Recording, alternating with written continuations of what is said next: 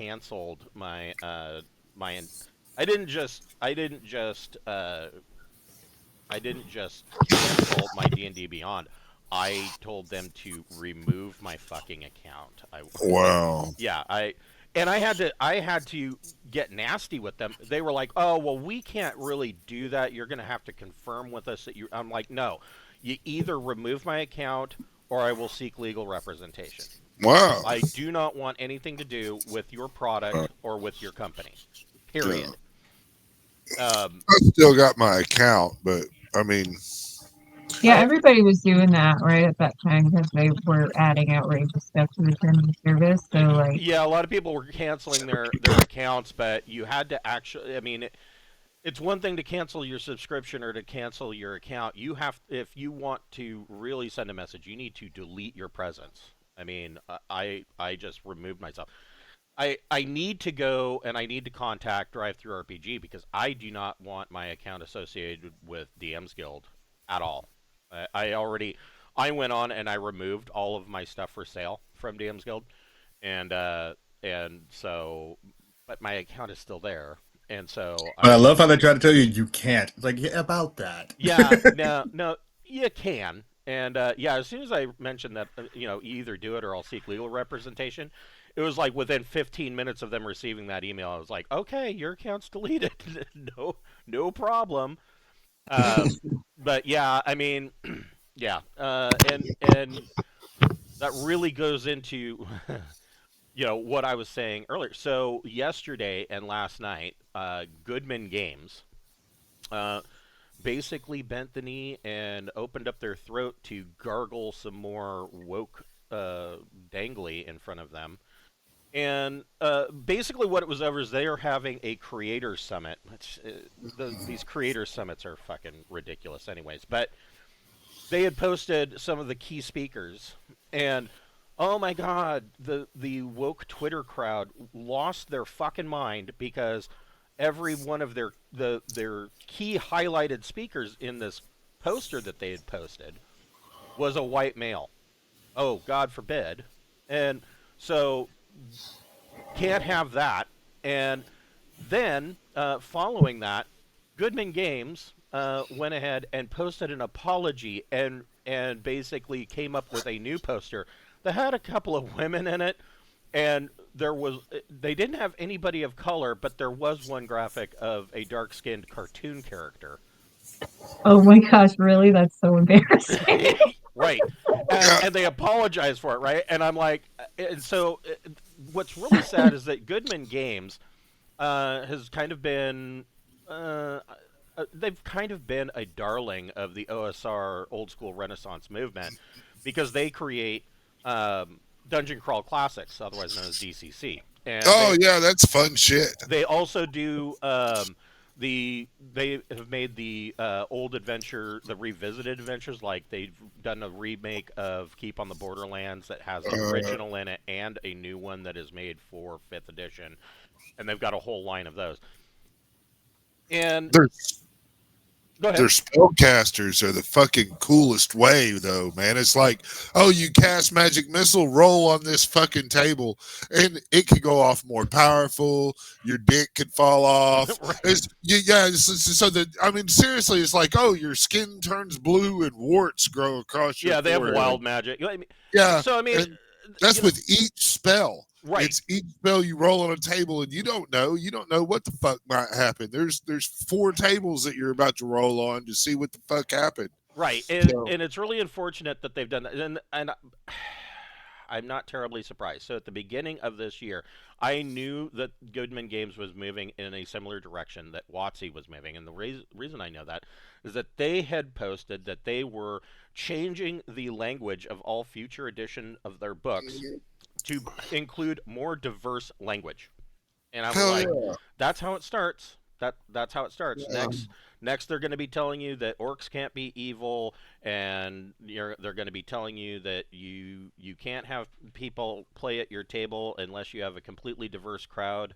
I heard something about removing the barbarian class because it's offensive. Yes. I don't know if that's true or not. There is Wait, why? Why is the barbarian class offensive?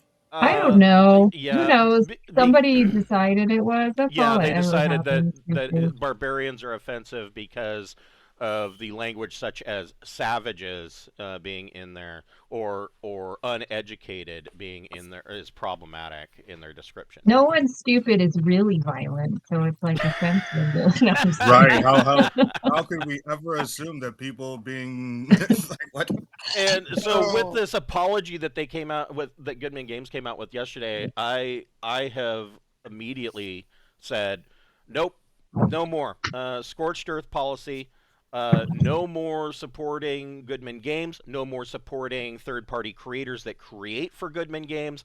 Get rid of all of it, and you have to scorch earth all of it, because if you don't, it will continue to fester and rot and grow. And so, no, vote with your wallet. Do not purchase anybody that bends the knee to the woke mod, to the woke mob. You have to cut them off completely. Let their sales tank, and if they go bankrupt, they made that decision.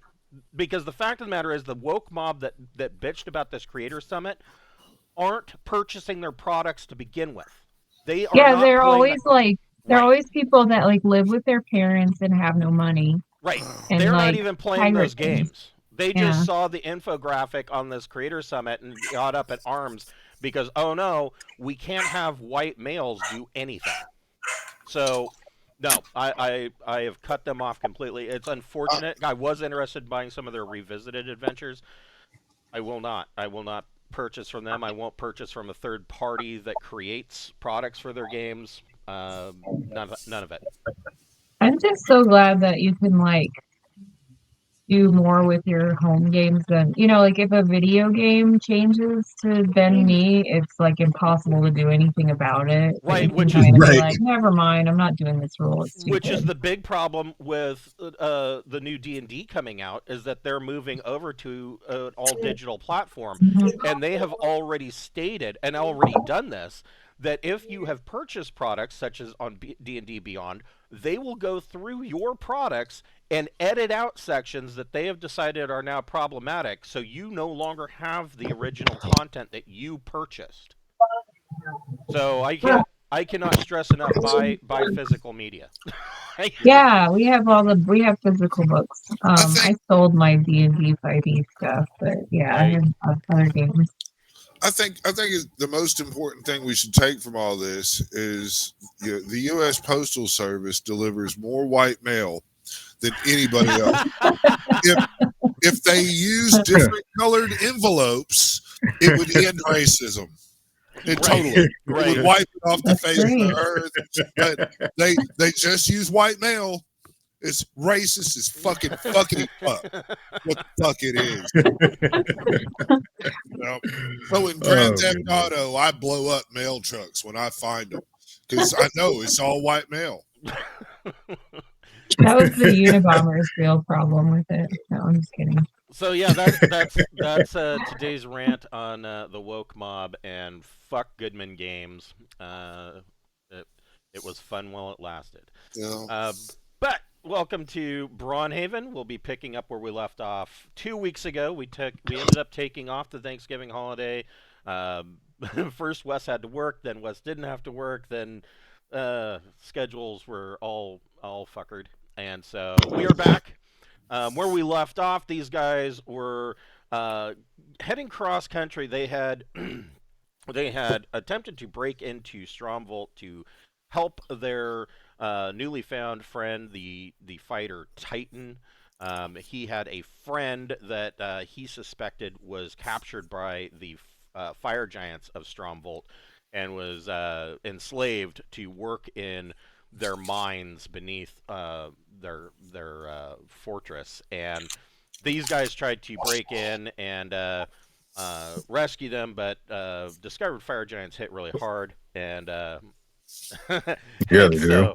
so these guys decided to bravely run away, and they are now heading cross country. Titan himself was killed, and Mavis used Raised Dead to bring him back, and so yes, thank you. they have Titan with his one hit point tied to one of the sleds, and they are bravely running cross country.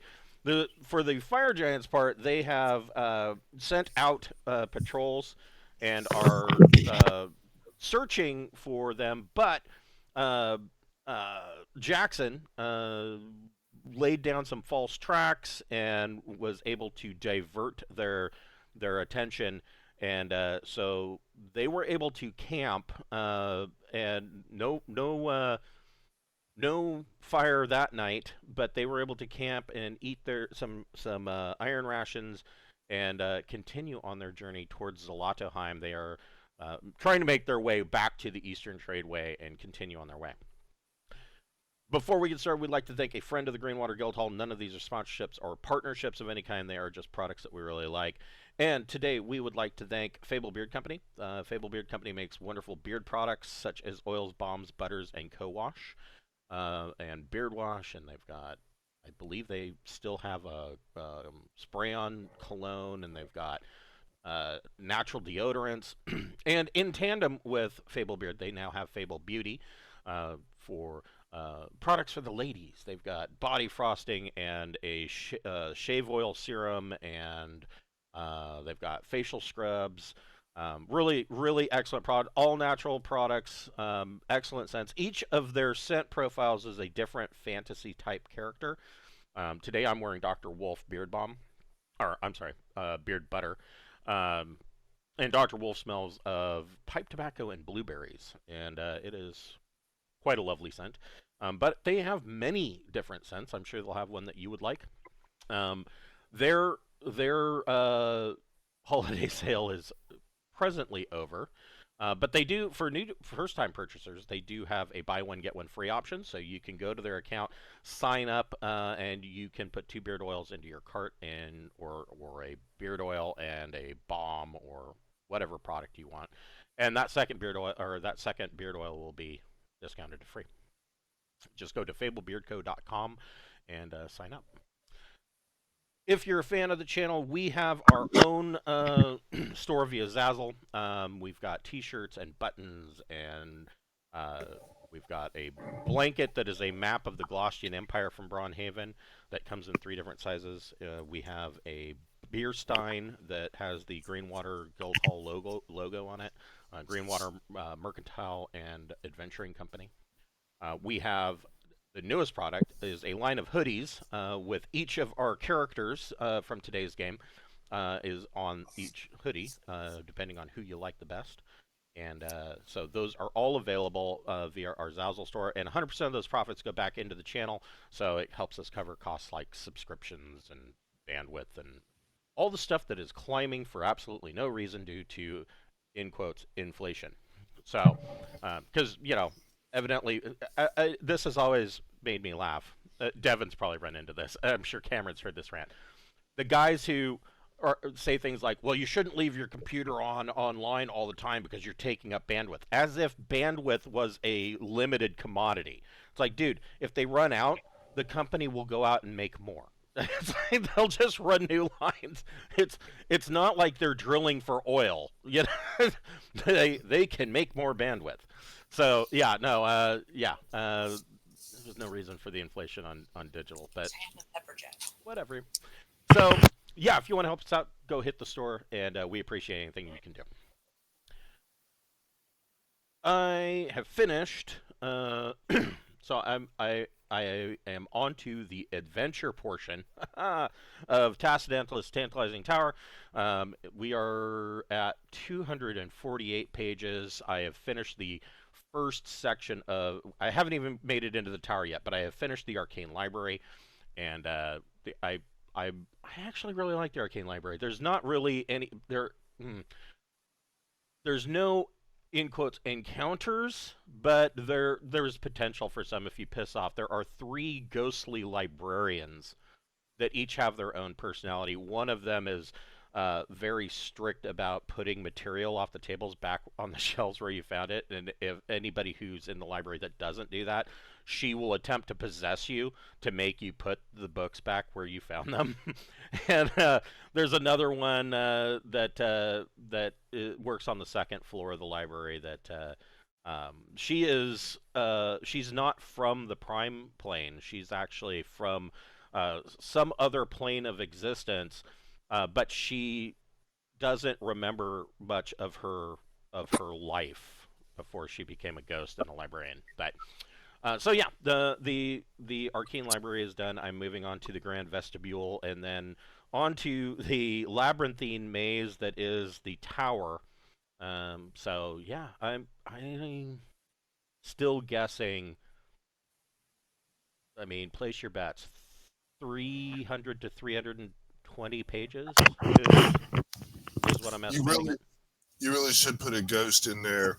There's a ghost of somebody that was a scribe who didn't wash very well, and so no, in life, and because that people bullied him, and he died by people sticking his head in the toilet.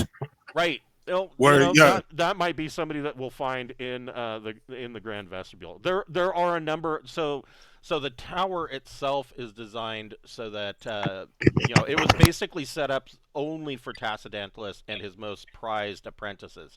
It was not open to the public, and so getting around in there is usually by means of teleportation circle. And in order to correctly operate those circles, you have to know the code. And if you don't know the code and you step onto one of these, it just randomly teleports you somewhere. You don't know where you'll end up. And there have been apprentices that went in there and ended up getting lost in the tower and were never heard from again.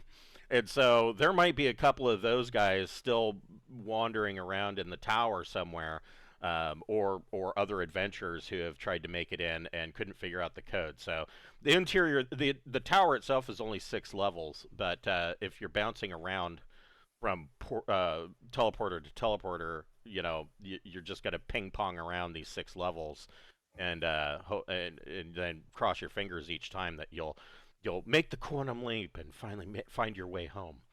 Um, so yeah, working on all of that. So it is. I can see the light at the end of the tunnel. Finally, this has been a what 5 month long I think I started this in like June, so it's been a while. So it's coming. All right. So you guys wake up. The last camp that you made. You were able to, like I said, you kept no fire, and you wake up. It is cold. It is now. You guys have been up in the Skelos Mountains long enough. The seasons are changing. It is now moving into fall. Um, the month Septem through Navius. Let's see what the weather's like. Oh, fun, fun, fun. Um, another one. No. Okay. So you wake up and there is the sound of thunder. The wind has picked up to about 15 miles per hour. The trees are gusting, and the rain starts, and it is coming down in sheets. man, we're not even on a trail. Right. But so far, you have avoided a washout, and this looks like it will be going on for probably the next couple of days. Well, we we have the choices on continuing on or stopping. So, because you are off the road, you can only move one of these hexes per day. So, you could make it, I mean, if you're heading towards the road, you could make it up to about here or here. Yeah. Do you think there's like any shelter from the rain around this big rocky thing? Probably, yes. I So mean, we could travel one day and then wait for it to dry out. Can't say that. Yeah, I think we should move one hex right up there to the base of the mountain. okay. See if we find a cave to take shelter in. Unless Gentry or Jackson have an issue with it, then we'll discuss it. Yeah, Jackson being the ranger may have a better chance. In fact, let me Had a momentary internet glitch there. I was like, wait, what happened? Jackson's what? I was like, Oh why is yeah. nobody talking? And So then I yeah, there reconnected. is a rainstorm that has moved in. It is putting down over the next couple of days about up to 3 inches of rain. So far, you guys have been lucky in avoiding a washout, and but the wind has picked up to about 15 miles an hour. It is gusty, very wet, and miserable. The idea was moving up towards this rock outcropping. Mavis came up with the idea that maybe there is somewhere there that could provide some shelter, and you guys could kind of hide out in the shelter for a while. And so I don't know if Jackson wants to. Yeah, Jackson. So let's see. It says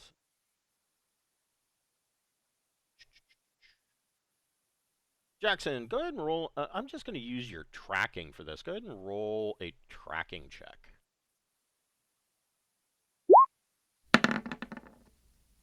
Okay, that's pretty damn good. So Jackson leads you guys, and there is this rock just kind of jutting up out of the mountain, and it is overhanging to a portion that you guys can use as shelter for the night.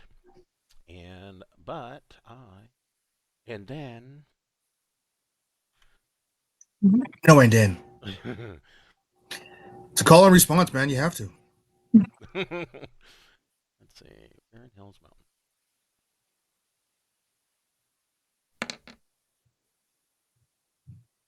Okay, interesting.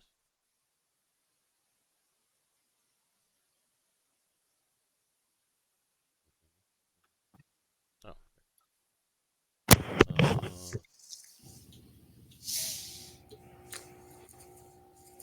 E. I had to find my table. That's okay.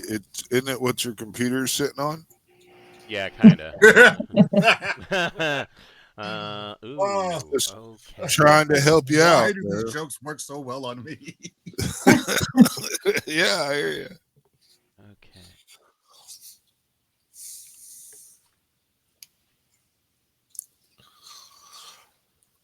See, and he doesn't even give us hints or anything, right?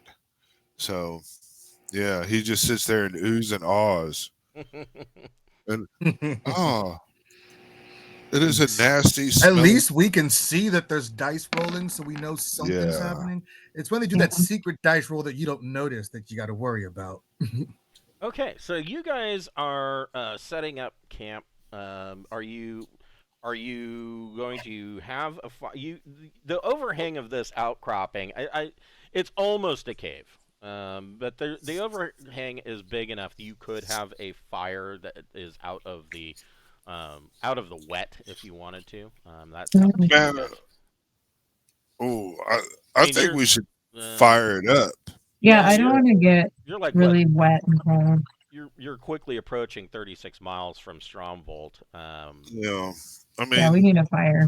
and I mean, let's not let's not act like we didn't fucking kill a bunch of fire giants. I mean, so Oh, it's you not killed like a we couple, did, yeah, well, about 4 or 5. yeah, yeah. I mean, we never, not all at once, but I mean, still, they know that they can fuck around and find out. That's true. That's true. Yeah, so it's Agreed. yeah, Plus, there's no way for them to know that we are the random. Like they're looking yeah. for us, but they're not. Are they just going after every random group of people they see now? Well, how Maybe. many people in the middle of the woods have escaped minor slaves? Yes, but how will they know that until they get close enough to find out? Well, and then we'll be rolling initiative any fucking way. So They'll go after the people Okay, that so the benefit is what though? Are we getting anything? I mean, like if it was everybody would be cold and would hate being cold, and that's why they would light a fire. But if it's all risk and no benefit, then maybe we shouldn't. I mean, are we like at risk of having like weather damage because it like are like getting people ill because we don't light the fire? that is a very good question. So, I mean, Yeah, our Titan. slaves got like one hit. Titan is the most at risk of that, and I am going to take a look at the Wilderness Survival Guide. We Now, wrap Titan in I extra blankets. yeah, anything that the ranger or Scotski or whatever would have thought would have endangered that, we would have taken precautions before we had traveled, near as far as we had with dead body dying, dude. True. Dead body dying, dude. Well, right. I mean, even if, but even if you, no matter how, I mean, 3 inches of rain in a couple of days is a lot of rain. So even Yes. no matter how much you wrapped him up, he's going to be wet and cold and soaked. That might do, man.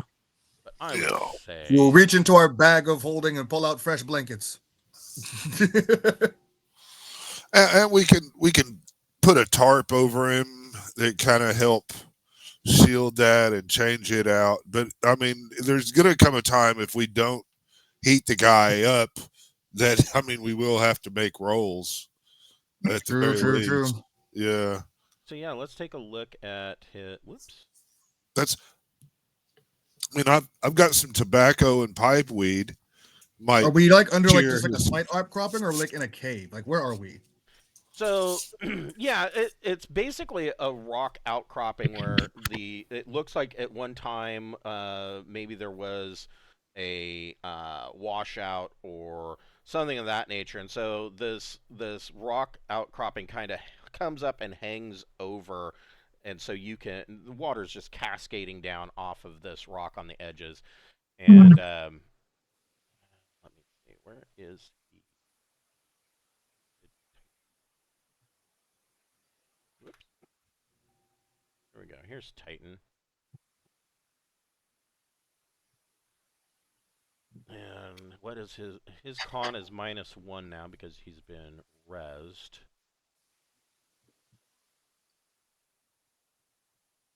Which gives him a +0. So, who wants to make a con ability check for Titan? You want to roll under 10. Wow, this sounds like a death save. Yeah, there's a lot of pressure. Okay. Hey, perfect. So whoever rolled that 10, I believe that Which was just barely faster. Yes. Just barely faster. Which is a good thing because Brian got Titan is cold and wet, but he's clinging on. He's kind of shivering from the wet, but he is not. It doesn't seem like he's getting ill. So let's see. So in the fall, rainstorms can be quite dangerous and are the leading cause of washouts. Up to 3 inches of rain can fall over a short period of time, and winds can pick up to as high as 25 miles per hour. So yeah, fall in the mountains it'd be a ton of fun. Who's on first watch? I guess me. Okay. Yeah, how many can we have on a watch? Can we have 2 people on a watch? You could if you wanted to. So yeah, and then we got dogs. Sure, you got your dogs, So- and of course, don't forget that you also have Scopty, your Yeah. Stygian Gargantua guide. Yeah, Malachi will hang out with either Magus or Laura on first watch. Laura. Malachi and Laura are like friends. Okay. Yeah, All right. So 2, 4. and Borman would have put. He's got 1 bear trap left and some cow trips that he would have put out. Okay. So you're setting up some just around the cave to kind of Yeah, deter. the path. What looks to be the path of least resistance is where you put the traps, man. So if there's like a lot of rocks and shit that someone might try to walk around for more sure footing. Right. Well, that's where my trap is. So are you having a fire? Yeah, I Yeah. thought we got to warm everybody up and Big fire, low fire. What do you Moderate, like moderate? not a huge one, just like a fire, but not like a roaring flames of all the yeah, fun. it's got to be big enough that it can dry out its own wood and keep itself going with wet wood thrown on it. Gotcha. Yeah. So, Laura and Malachi are first watch. Who's on second watch? What are Borman. you asking me for? I'll take second. Okay, so Borman and Jackson, or Borman and Dentry? Let's go Jackson. Okay. Who's on third watch? Dentry, Davis I'll will take wake third. up early. Okay, so Mavis and who else? Dentry. Okay. Gentry, yeah. So there. Cool. Who's on fourth watch? Oh, I thought that was the last one. I'm out of characters. Yeah, well, Oh, we that's will true. do. You guys are out of character. So on the fourth watch, Mavis and Dentry, both of you roll a. Both of you can roll a wisdom ability check. Oh, great wisdom. Am I doing okay? Whoop, that's a d12. Oh, wait, I rolled a d12. No, I rolled. Oh, I did roll d12. Damn it. Oh, It was 10. Woo! I rolled exactly my wisdom. Okay, so both of you got it then. You on your watch, you're kind of at the edge of this overhang, just inside the cascade of water that is just falling off of this rock. Through the cascade of water that is falling down, you can see in the distance, and when I say distance, I should probably look to see exactly how far that is. It says it doesn't tell me that. Yeah.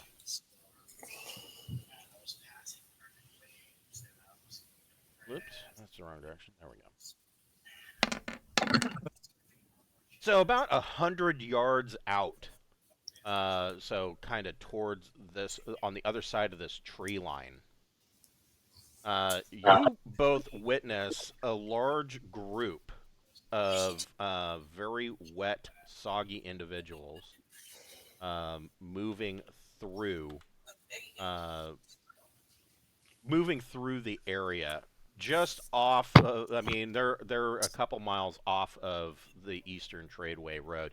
You guys are up high enough that through the rain and the tree line and the fog, you can occasionally make out and see in the distance where the road would be. But you see this large group of individuals moving through the tree line. They look like they're stalking. You can at 100 yards in pouring rain. It's hard to make out too many details. You can tell that they are armed with hand axes, battle axes. They're wearing heavy fur, like wolf pelts, furs, and not a whole lot else. Mavis, you count about 25 of them moving through. That's a lot. Are they humanoid? Can we tell like what size they are? They are human. They appear to be humanoid. They appear to be humans. Most of them appear to be, burly, muscular men. Okay. Um, They Can we wait some- they don't appear to have noticed the smoke from your fire. okay, well that's good news. Everything that needs to be dried out should be out by now, right? But putting out the fire might make it smokier. It might be damp, but it should probably be. It's much better than it was. Do you think we should put it out, or will that make it smokier? It will temporarily. I can put it out with frost brand without creating all that steamy smoke shit, I would think. Yeah, we might want to do that. I think everybody's probably warmed up enough and we're on like the last watch. So. Yeah, so you're gonna wake up everybody else, and I think we're just gonna put the fire out for now. Okay. All right. So you use the frost brand. So the frost brand has 50 chance each round to put the fire out. Yeah, go ahead and roll your percentage. Well, it doesn't matter because they didn't see you, and given enough time, sooner or later you're going to roll 50% or lower. So yeah, I mean you can just keep. There you go. So you stick the frost brand into the fire, and it goes. The fire pit immediately frosts over, and these individuals continue this group of very rough looking people move through. You do get a bit of a closer look, or not a closer look, but a better look through the pouring rain, and you can see that these look like they are they look like they're probably berserkers. Ooh. Now, Dentry would know berserkers are can be exceptionally dangerous, mostly because they will go into a battle rage, and that sometimes makes them attack their own allies. They just slaughter everything, and they are known to never take prisoners. They don't take slaves. They don't take prisoners. They kill everything. Gosh, I'm glad we avoided them. Yeah. We'll just let them pass as best we could, probably, right? Okay. Yeah. All right. So the next day, where it is still pouring rain. Second day. Do you want to wait it out another day, or are you going to move on?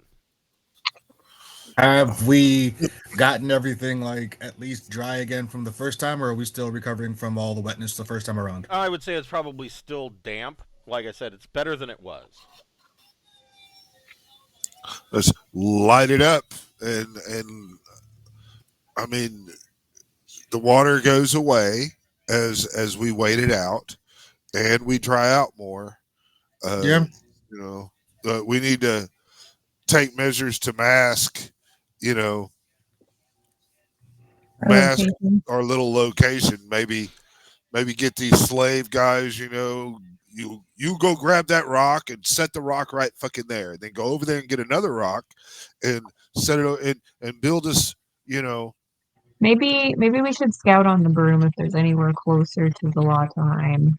Oh, good job. Yeah. Okay. Like maybe over here. There's trees and there's like a giant log. Maybe there's something to camp next to that's also True. We can like relatively scout dry. ahead and like move to our next spot instead of just posting up here. There's nothing else to do. So. Yeah, I mean you can. Yeah, you. So you take can, Jackson on the broom with you.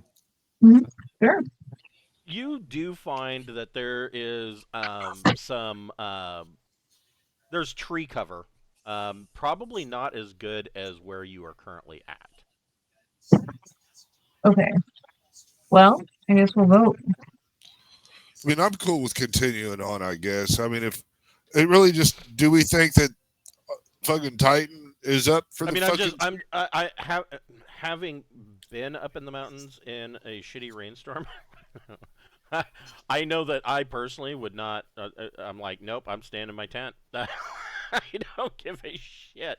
I will sit here with a bologna sandwich, and that will be my meal for the day. And I've got a half gallon of whiskey, and I'm not. Not wrong. Wine. Heavy rain is the worst. It is terrible. It's worse than snow, man. Well, then, if that's the case, then maybe we should just make this a little bit more defensive. Considering we also have the slaves and stuff, and they're probably not like healthy. They're barely holding on to life themselves, probably. Yeah. So, and the reason why and this is coming from real life experience. The reason why I'm saying that the clothing and whatnot that you've been trying to dry out by the fire is probably still a bit damp is because from real life experience, um, there was this time that I dove into the river and in the middle of August, and it was like 102 degrees during the day, and of Yeah. course I mean I was drunk. I dove into the river fully clothed, and my underwear were wet, so took my underwear off and my clothes, and changed clothes, and they were hanging on a tree limb by the fire. And it 102-degree weather during the day, all night.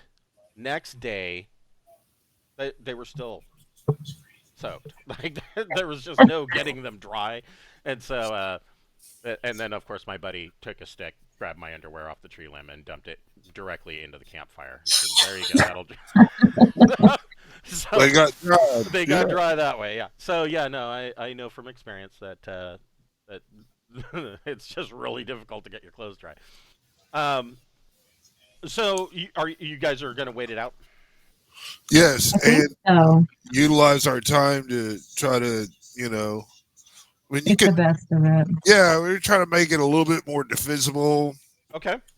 So on that front, I mean that sounds a lot like probably Dentry's forte. Mm. I like making Dentry roll and write things down. Two of my favorite pastimes. Yeah, Gentry does not mind rolling or writing. Dentry. Well, I mean, this isn't Gentry. even a part of your class, but Dentry, go ahead and roll a d6. Okay. I will roll this random dice, not knowing why I'm rolling it. Okay, so so Dentry kind of points out to where these slaves are setting up these rocks, and I mean, it is the overhang is the overhang. He does create a couple of defensible positions where people with ranged weapons could kind of hunker down behind them and get some cover, which would give you a there is a cover bonus. I would say that the cover bonus would give you like a plus, or I'm sorry, there would be a -2 to hit you from the cover. Aside from that, as far as making a defensible position, not a whole lot. He doesn't really accomplish much, but he does create some cover for archers. So he didn't do a whole predator montage. He did not. He did not. But you are able to wait out the another day. Um, is Cool. Are you guys going to just stick to rations, or are you going to go out and try to forage and hunt? What are you doing? Laurel No for it. hunting in this ring. I'm gonna get as much twigs and stuff as I can, and I want to make a what are the like a tumbleweed type thing. I want to make something that I can set on fire and roll down the hill on people. Okay.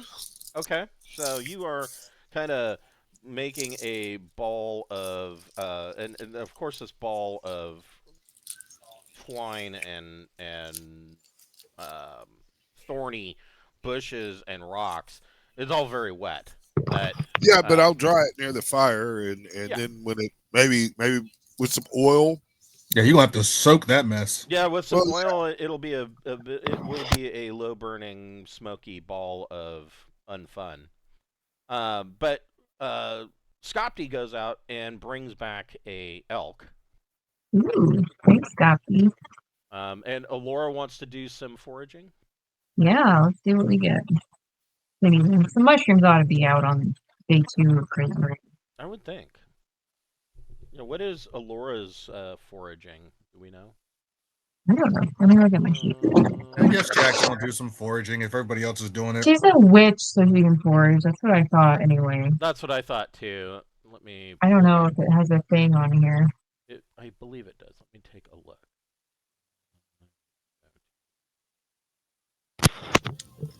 Malachi will find the most comfortable places around the fire. Yes, of course. and tell people, well, these seats over here tend to be smoke free, but sit over there at your own risk. The smoke I will blow succeeded at foraging. Okay. So and then I thought holy symbol, magical research, Maybe I spellcasting. can only forage to find poison antidotes. I think that might be how it works, actually. Or Like, poison. or poison. Yeah, I think Yeah, that might be the in the deal. wilderness, a witch can gather herbs to concoct a healing salve. So, yeah, this takes 1 turn per character to be healed. Each subject is treated during a normal day of rest and regains double the hit points rolled. So, you are able to gather herbs uh, and The and healing. go about that so that everybody can. Does healing salve stay good, or do you think it like rots? You have to use it the same day, you think? So this is how you are able to get your double healing factor um, during a normal day of rest. But Oh, okay, I get it. All right. I was like doing it this whole time anyway. hold on, let's see. So witches cast. It seems that this is saying witches cast as a um, like a divine. They have a holy symbol. So yeah, they that fits with their druid part. Um, so yeah, I've been doing it right. So yeah, you guys are able to roast some elk over the night, and actually you eat pretty good. And let's see. Heck yeah. Oh no. Well, the Yeah, bad I news don't like. is Don't say oh no. the Don't say oh no. bad news is It is a convoy of goblins. no. The bad news is that the rainstorm is continuing on. It doesn't look like it is going to let up. It is going to dump an additional 3 inches of rain over the next couple of days. Oh, There's still no Good thing we washout. chose to stay. The winds have picked up to about 25 miles an hour, and it's almost like this wind. The rain is coming at you almost sideways. mm, Maybe we can get Jackson, and he could direct that and do some of your survival shit and make a lean-to structure or something Yeah. So under this overhang. If you do it the other way, then do you guys that want to continue to camp out here for another couple days, or do you want to move on? this will be a city by the time we leave. You're gonna build a Look, whole if it's town. getting worse, we are doing all of the things. Yeah, we are. I mean, why would we break out if it's gotten worse? We need to build up, shore up, gather more firewood, and make some lean-to like structures. Okay. I'm in trouble, I feel like. Well, Oh, we now all we need to do is establish a trade route now, and this will be an official city on the map. well. Uh-huh. He said it's an official city on the map. Yeah, got to think of a name. Camp Cold Ass. Hmm. Camp Soggy Bun. Soggy Soggy Bottom. buns. Yeah, that's good. There will Camp, be a new stop on the map that is an official holdover spot for anybody traveling. This is like a waypoint now. some rudimentary shit will probably last, of our defenses and lean-tos and stuff. No, I gotta think we got axes and we can cut fucking wood. Yeah, we have tents too, so we have like Yeah. big pieces of fabric and other stuff. We can get creative.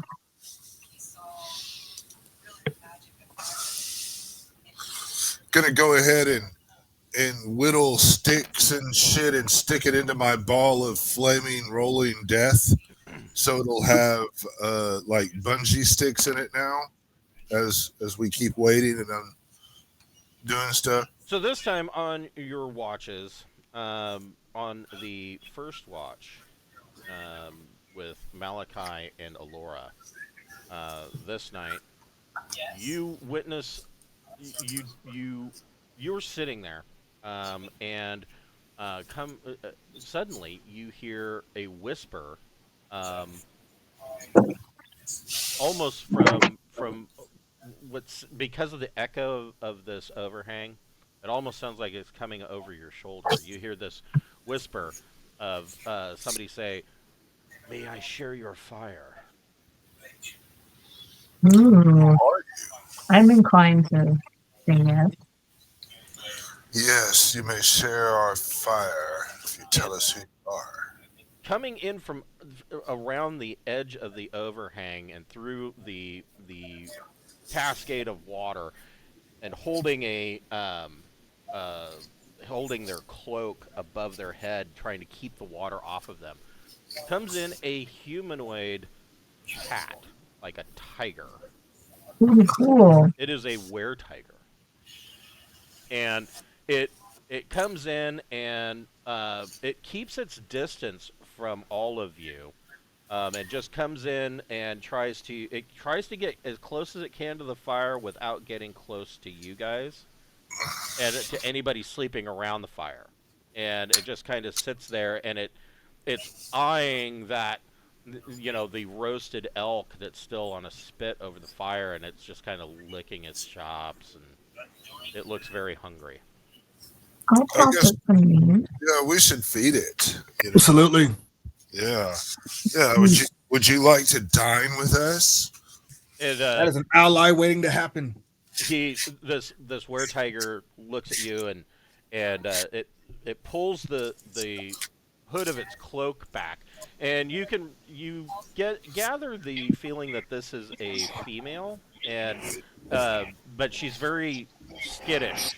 She says, I have not eaten for days. I would very much like to take part of that Ah, delicious looking elk." well, you are our guest as long as you act the part. And she kind of quickly moves over, tears off a piece of meat, and goes back to a corner of the cave and is hungrily eating this meat. And she says that she mentioned, she says, have you seen that horde of berserkers? Yeah. Yes. They they have been hounding me for days. Are they gonna come here then? Um, Evade them or? she she has she has evaded them by doubling back. Oh, okay. Yeah. I mean, Can we're she tell us how she did that whisper thing? That was cool. So she well, the whisper thing wasn't an ability so much as it was that just the acoustics of the cave. And Oh, but she is extremely stealthy. You guys didn't even notice that she had snuck up on you. I mean, she gets a 1 to 4 on surprise due to her stealth. wow. And she as That's she cool. is sitting there by the fire, you see her physically change from the tiger to a slight young woman. She looks I mean, even in human form she looks fairly feral. But she's got shit in her hair, and there's Jackson nuzzles up next to her like, so how long you been out here? Hey, Jackson's all about that nature, man. He's all about that yeah, natural. yeah. and so she's sitting there hungrily eating this uh, piece of elk, and she thanks you profusely, and she says, would it be all right if I just curled up near the fire for just a little bit?" Of course. Yeah, you're a guest. As long as you act like a guest, you'll So be treated like one. so You can she eat, relax.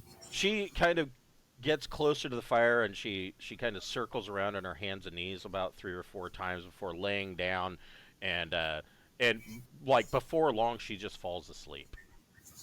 I believe it. Being stalked over a bunch of the days was probably tiring. We're gonna have to kill these berserkers. I think the way to do it is to play drums until they come in, and then kill them. I think it's to Wait, keep wait, some wait, wait, calm wait, down wait, wait, time. wait, wait, wait. We are not seeking out the berserkers.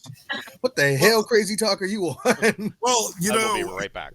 I'm thinking if we make it so they have like a funnel choke point, we throw a cloud kill right there.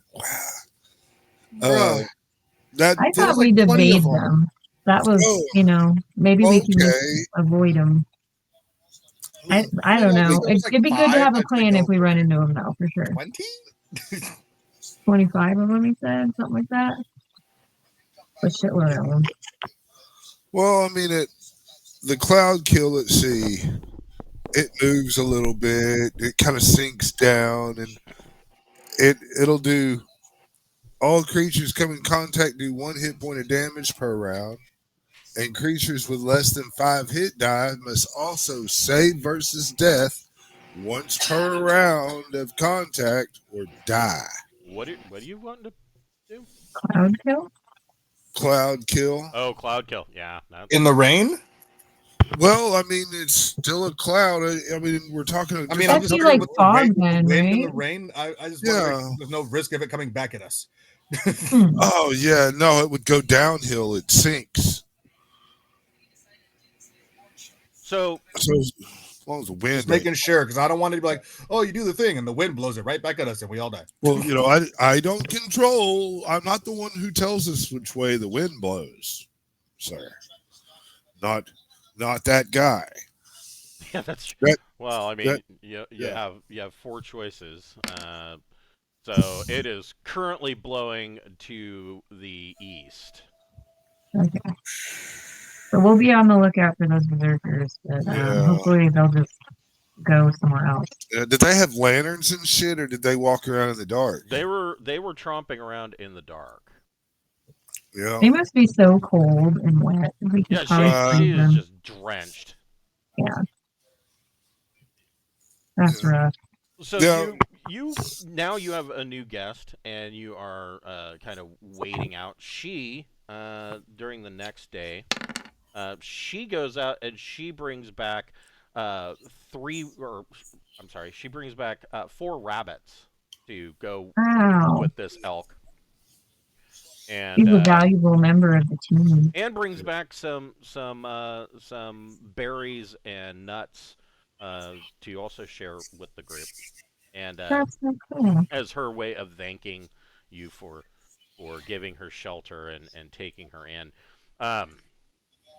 She tells you that her name is Mira, and she says you already know a bit of my secret. She says she contracted lycanthropy, and she was a part of a merchant caravan that was coming from Erebachia, and somewhere along the line they were attacked by were-tigers.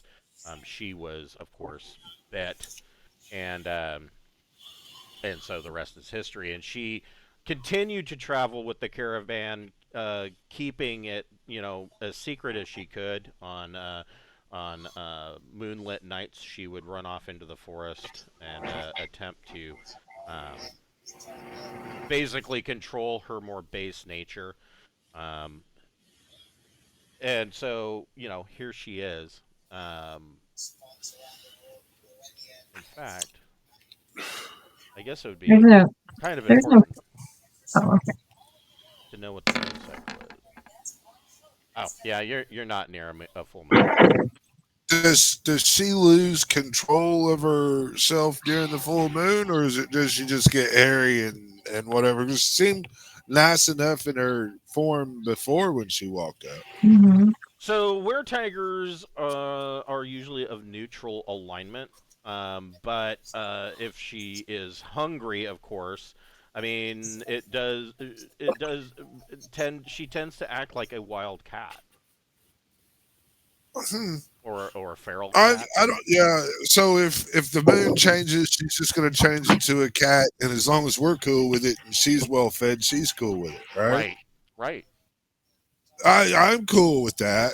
I mean, she's Yeah, if she turns into a were tiger, probably not gonna want scritches behind the ears, but um, you know, And there's That's what no you cure think. for it, right? you what? There's no cure for it, is there? No. Okay. Well, in theory, remove curse, Yeah. but So that is. Let's none see. of my characters know that shit. I'm See. metagaming my ass off when I say that. So Latest could so create for lycanthropes, wolfsbane. If they are hit, they have to make a save versus poison or flee in terror. It doesn't just kill them. If she is killed, then a lycanthrope will revert to their human form. Horses and so the pack of dogs, um, she stays away from them. They tend to growl at her, lay their ears back. you know. They and not in like a not necessarily a hostile manner, but the dogs appear to be scared of her. Scopty is spending a lot of time calming the dogs down. They seemed over the course of the day, the dogs seem to be getting a little bit more used to her. But as far as the infection goes, it says, let's say a character who loses more than half their hit points from the natural attacks of lycanthropes, bites, claws, etc. Contracts lycanthropy, humans become were creatures of the same type run by the referee. Henceforth, non-humans die. So only demi-humans cannot become lycanthropes. They just outright die. The disease takes full effect in 2d12 days, showing signs of infection after half the time. So it is kind of, I guess it is a magical disease. Um, I don't know if Not a cure for it. I don't know if remove curse would actually work. It is. It does seem to be rather permanent. Does anybody want to be a were tiger? This is your chance, then, Well, I folks. mean, yeah, if you want to give up your character, Well, I no, mean, the only one who can do it is Dentry. yeah, it is Jim, a curse. I would think that lycanthropy wouldn't be something that would be easily cured by like cure disease or remove curse. I would think that it is bad enough, similar to like vampirism, that I would say that probably the only thing that could cure it would be like a wish spell. Okay. fair enough. Gotcha. But I mean, I'm cool with offering her. You know, if she were to move and settle next to Castle Braunhaven, she would be treated with respect. There's Yeah, we won't persecute her for her disease there. Yeah, she could easily find a little place to set up her a hut or something just in the mountains right around the castle, and we could benefit each other. We're wanting to build that area up, and if she's willing to be a good friend and neighbor, uh, then hell, I mean that does nothing but help us. And she of course right now is in her human form, and she loves that whole idea. But she does remind you that she says, when I change, and she is more of a olive, darker complexion. She's clearly from the east, and Right. she says, I love the idea of that, but keep in mind, and she speaks with a heavy Arabashian accent. Keep in mind that when I change, my baser instincts can sometimes take over, and I cannot promise that I will be continue to be friend. I can only promise to try. That's why we put you in a place where if you do change, if you did just made a straight line to the castle, you would change back before you got there. And it's kind of an isolated place anyway, so you're not going to go upon villages and stuff. Well, there's We plenty of can, farmsteads in the area. Well, we have jail Well, why cells don't we in do the like, look, castle, when don't it we? comes that time, come into the castle, we'll put you up. yeah, and throw an old dog or sheep in there with you, let you have a good time. Let her guard the treasure for a couple days or a night or two. And then out you go. Yeah. Yeah, we So, could lock her up when she's changed if you want. Or she can go in the woods and go ape you know, shit. I mean, like they it's used her to do life. to Seth Green and Buffy the Vampire Slayer. Yeah, exactly. Yeah. But I So, mean, yeah, that is It's Well, an offer. right. She can take it or leave it. We're willing to take measures to work with her through her curse, so that Which way is she cool. doesn't prey upon our people, but is still able to enjoy being a neighbor. Maybe we can find a place where the moon is about to come. You take your time, go the fuck over there on top of that mountain, and do what the fuck you do, and you're there. You're there on top of the mountain. We'll put So signs up saying "Stay the fuck off this mountain" during the full moon. so she actually summons. Whoops.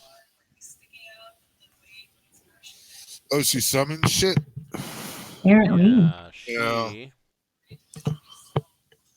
It's like, you fools. Ha ha ha. You fell she into my so trap. throughout the course of this next day, she actually summons a mountain lion. and Wow, that's and cool. she appears to be completely friendly with the mountain lion. She feeds it some of the elk and the rabbits.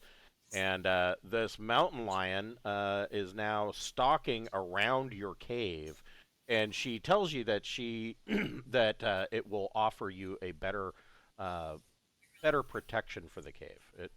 It's not going to allow anything to come to its territory or to attack her.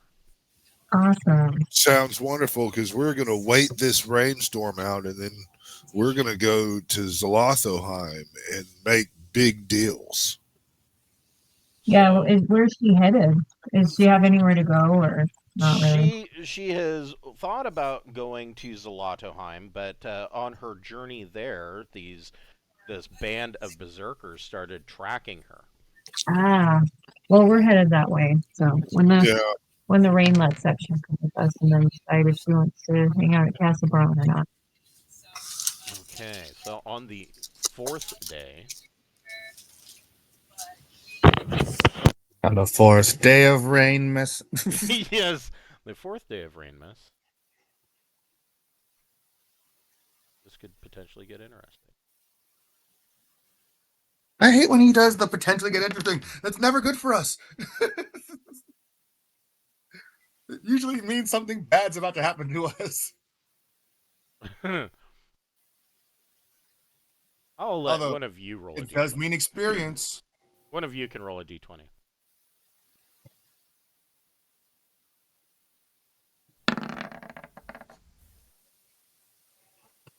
Oh, well, that's interesting. Okay. See, he's doing that thing he does.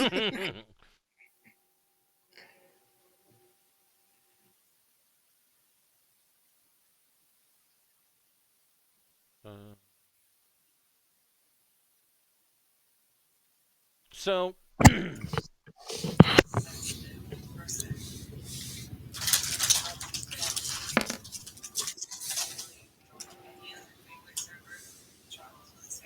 so you guys are camping on the fourth day, waiting for this rainstorm to let up, and the wind is still blowing, and you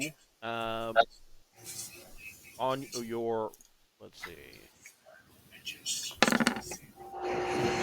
on your fourth watch. Who's on the fourth watch? I think that was probably Avis and Mavis and somebody. Mavis and Dentry. Once again, on Mavis and Dentry's fourth watch, uh, Mavis and Dentry roll a d6.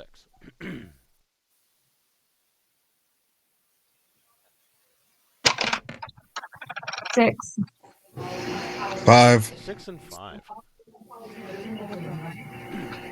You guys notice, so I mean, as this rain is coming down, of course, you're in the mountains, so the cloud layer is very low, and at some point, even with the wind blowing, there's just this constant wet and the air itself is liquid, and you can see that there, on your watch, looking out over the stones that Dentry had set up, you see that the fog and cloud layer and mist kind of swirls as if something large came through it, and then landing right on top of the overcropping, you see, and hanging over the edge, you see dragon claws. Oh, what It's color are they? something large has landed. So, looking at the color, you can see around the edges where these claws are gripping this stone, you see bronze scales. Mm, And this head comes down and looks in, and there is this huge bronze dragon looking at you. And the dragon, 40% chance. Let's see. Ooh. The okay. So the dragon looks right at Mavis and Dentry and says, "Small folk, you are roosting in my hunting area. My mate and I have been looking for food." there's a group of 20 berserkers nearby. I hate those guys.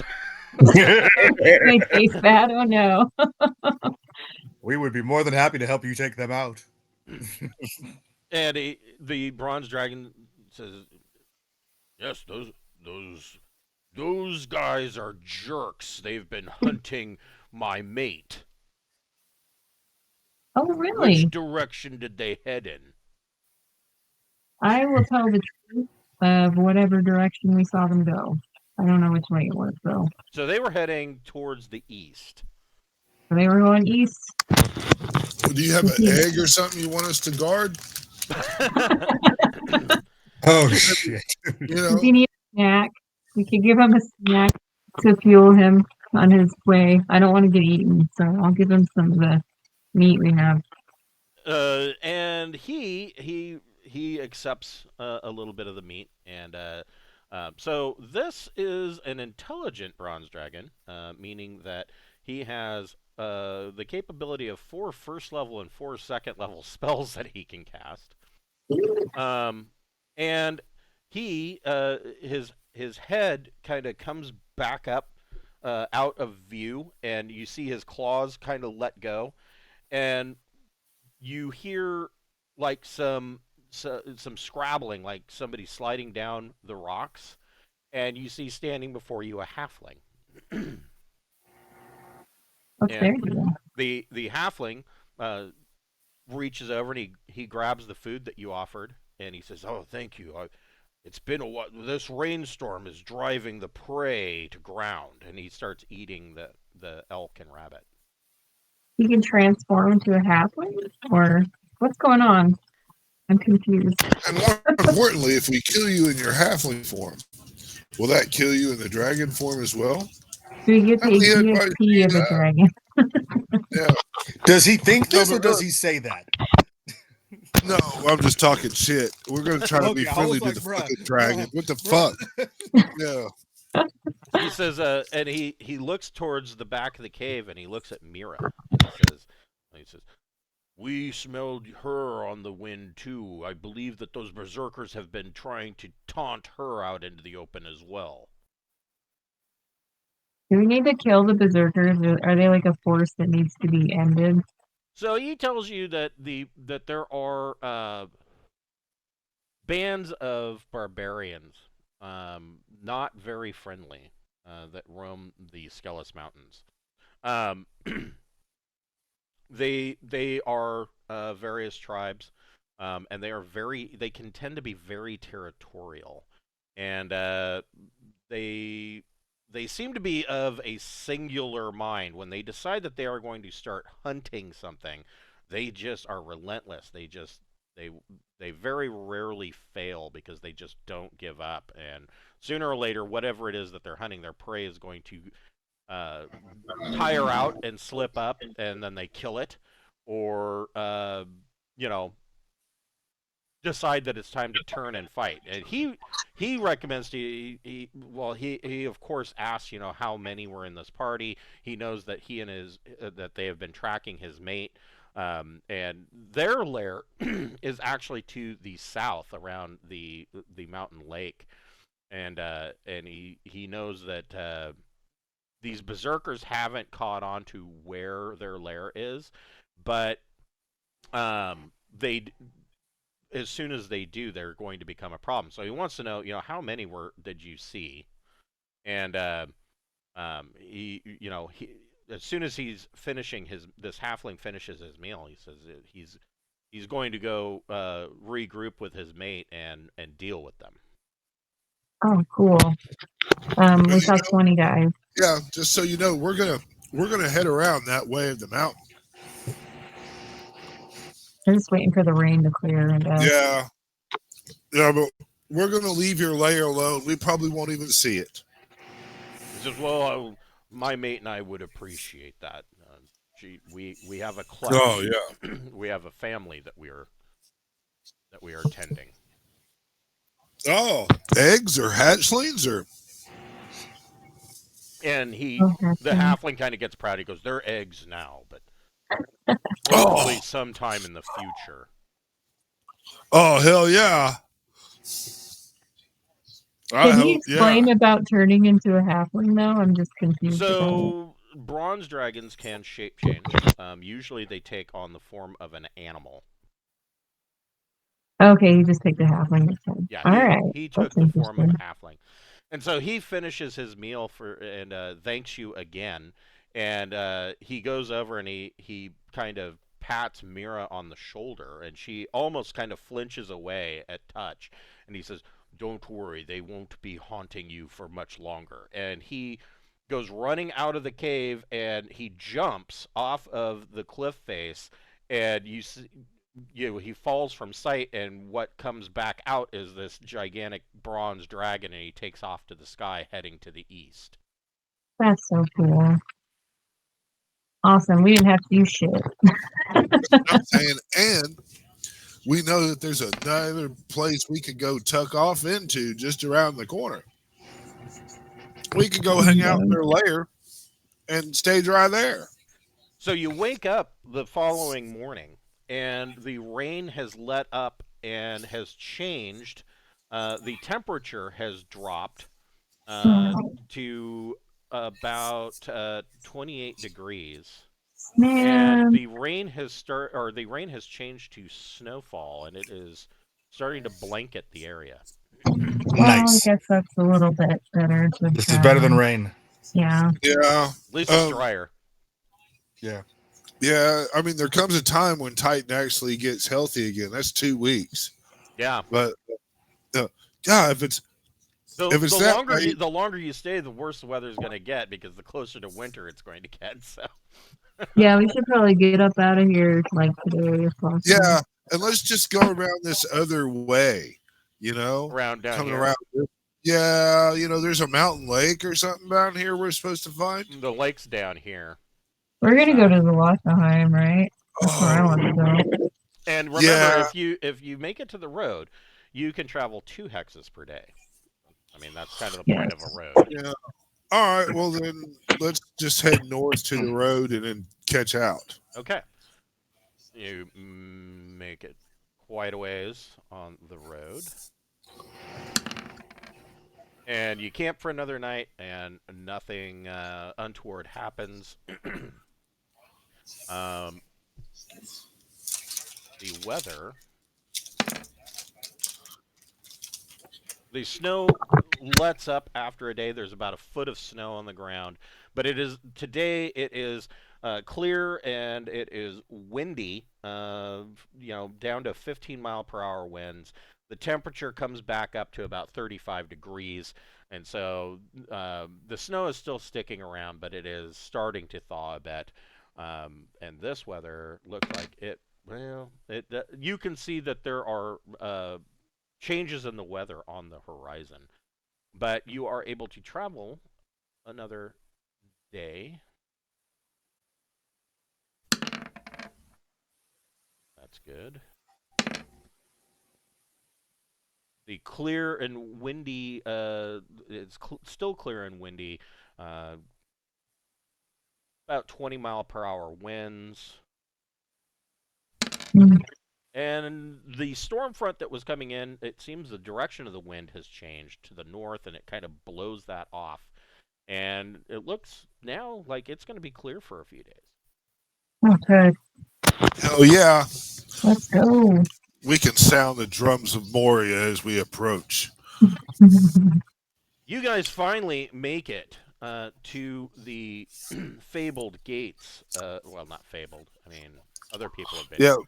The We've got one of them fuckers with us too, don't we? We got a dwarf miner from here. yes, He was a slave. yes. As a matter of fact, you do. Beauty.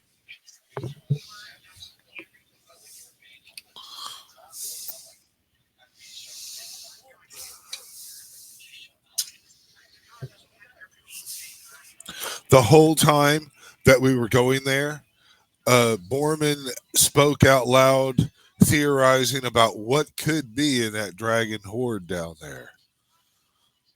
The whole time. Yeah. Like, wow, do you think maybe we should get another 2 bags of holding before we go down there? And can a dragon egg fit in a bag of holding, or do we need to get like a wagon built before we go down there? And Mavis told fables about the folly of greed the whole time and annoyed everybody with those, with her moralizing.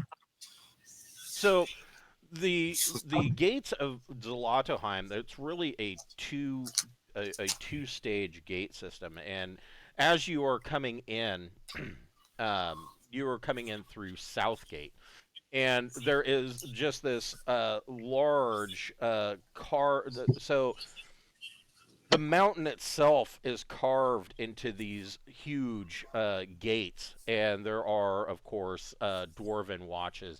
And beyond these gates that lead in, then these particular gates are open. The road, of course, is no longer because it is sheltered and leading underground. Is a polished white marble, and it leads you in to the second gates, and these gates are made of a dark, they're 20 feet tall, and they are double gates made of a dark iron with inlaid electrum filigree, and these are the actual gates of Zolotoheim, and they are flanked on either side with 30-foot tall guard towers. And the entire dwarven city underground is aligned with a 30-foot tall, 10-foot thick iron wall. Wow. This place is See, horrifying. you'd think these people could dig a tunnel for us to get us back to our home without having to walk over all that shit that we just walked over. I think Do we they probably have?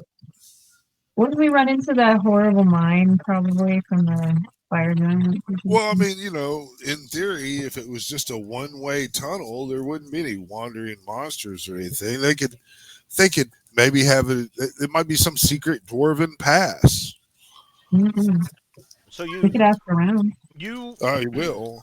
You Yeah, guys hell bring. You guys, of course, are pulling your sled, and you've got Titan, and Mira is kind of trailing behind you, keeping her eye out. Her eye darting all this way and that, kind of always wary that somebody's sneaking up on you. And as you approach the city gates, there are a couple of dwarves that are standing at the gates, and the dwarf looks up at you and he says, "Oi, it is 1 Ellsworth per person to enter the city." So it's 1 electrum piece per person for entrance. I think I got a bunch of those, And don't I? he looks at the dwarven slave, and he says, "Except for you, I believe you are a resident here. You are not required to pay. Residents may come and go as they wish." Are residents allowed to bring guests without the guest paying? I mean, we went through a lot of trouble rescuing your resident. Nope. It is 1 electrum piece per person to enter.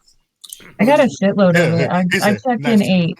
That should All right. cover the slaves, Mira. Yeah, that should pretty much cover Yeah. everything. And Yeah. he drops it into a box, and he says,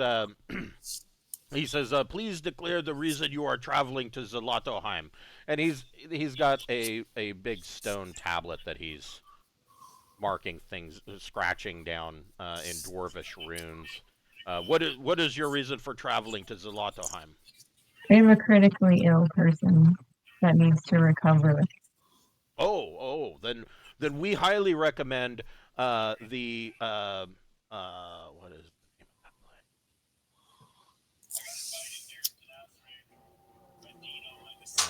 Da, da, da. Shit, it's like right here. The inn.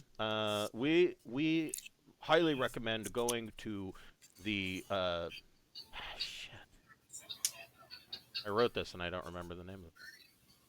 You got a lot of names to Yeah, worry no, about. the lazy.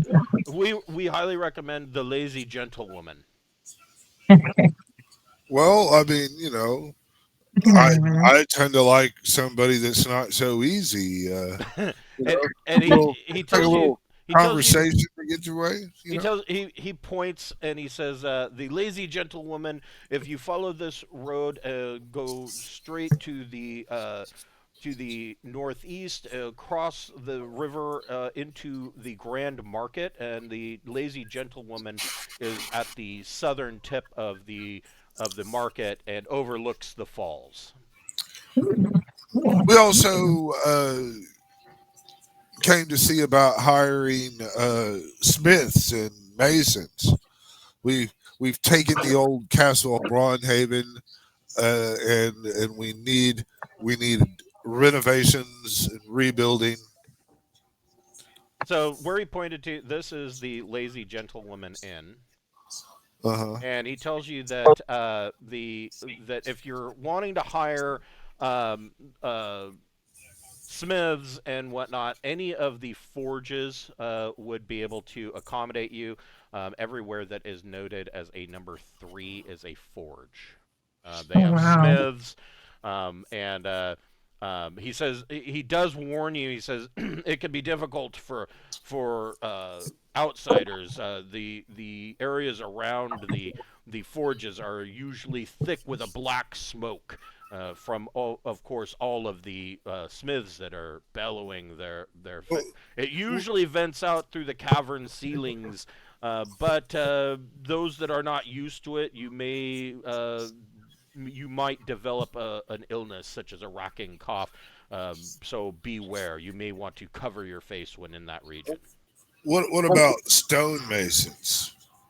Those would also be found in the forges area. All right, Yeah. well then there you go. We've got to brave into a number 3 area to get that done. But I guess yeah, we're going to the lazy woman first, right? Yes, please. We Yeah, gotta revive this guy and tell him what happened to his friend and stuff. yeah. Okay, so you make it. So you cross the river here. Um, there's this underground river with a series of falls that dumps into an area called Lake Braskus, and you can see that there are several piers and jetties. They have some fishing boats that ply through the lake, and Lake Braskus is a deep, dark, frigid waters because, of course, all of this river is fed by a glacier, and you can see that there's fishing boats and barges. There's docks and piers, and the river has several falls. It's the river starts at the very peaks of the Skelos Mountains, and the glacial runoff flows through the cracks under the mountain to create this river.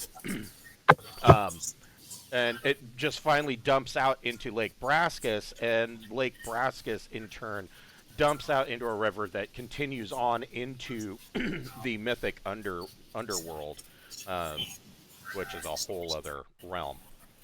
Um, Wow.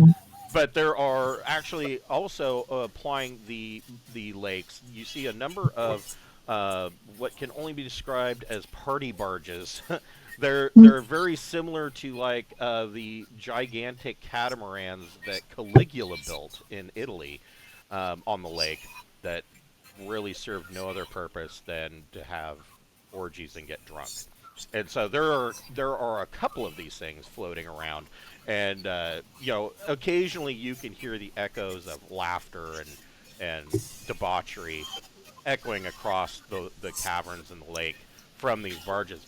But moving through the marketplace, this grand market, um, there are shops, tents, and numerous stalls. There, I mean, almost everything that you can imagine, and it is of course, by the time you reach Zolotoheim, it is late in the evening, and even with this late in the evening, there are throngs of people moving about this market. Of course, most of them are dwarves, but there are a lot of other races as well. And there's just people conducting business at all hours. Number 8 here is actually a farmstead they are growing crops of cave wheat, barley, hops, mushrooms, and lichen. That there are occasional sunlight during the day filters through cracks in the mountain, and these farms at number 8 are built kind of under those sun rays so that they get a little bit of sunlight. And these are basically the breadbasket of Zolotoheim, and they produce enough food that the dwarves actually need to import very little outside food. They also have herds of livestock, goats, cave aurochs, which are like a breed of underworld, like a cow kind of, cross between like a cow and a bison. They have chickens, moose, and several lizards. They actually, of course, are going to herd lizards, and they raise them as beasts of burden. For the trade, they have like aurochs function as oxen for caravans. They have several different. All of this is used for food, and the auroch is the main staple of beef throughout the Braunhaven region, and so. If you're going to eat a steak or a roast, it's an auroch of some kind. These are known as cave aurochs. But you make your way to the Lazy Gentleman.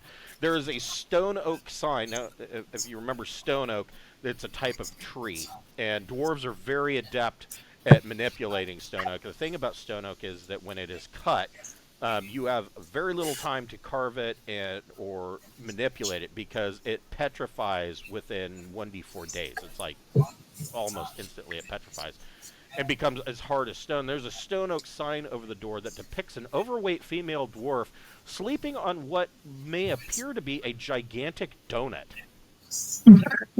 And you open the door, and the tavern is the tap room of this tavern is just busy, and there's people talking, drinking.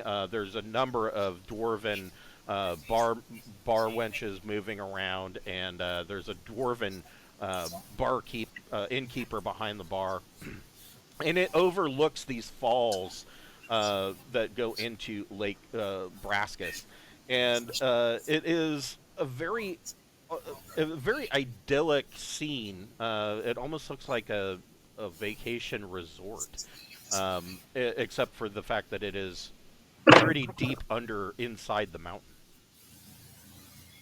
That's awesome. Yeah. How much does it cost to stay here?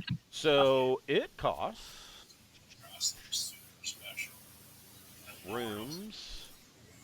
So they do have common rooms where you can just lay out your own bedroll, all of which are probably wet or covered in snow. A common room is 1 silver piece. The only real benefit of the common room is that it does have a large fireplace to heat the place.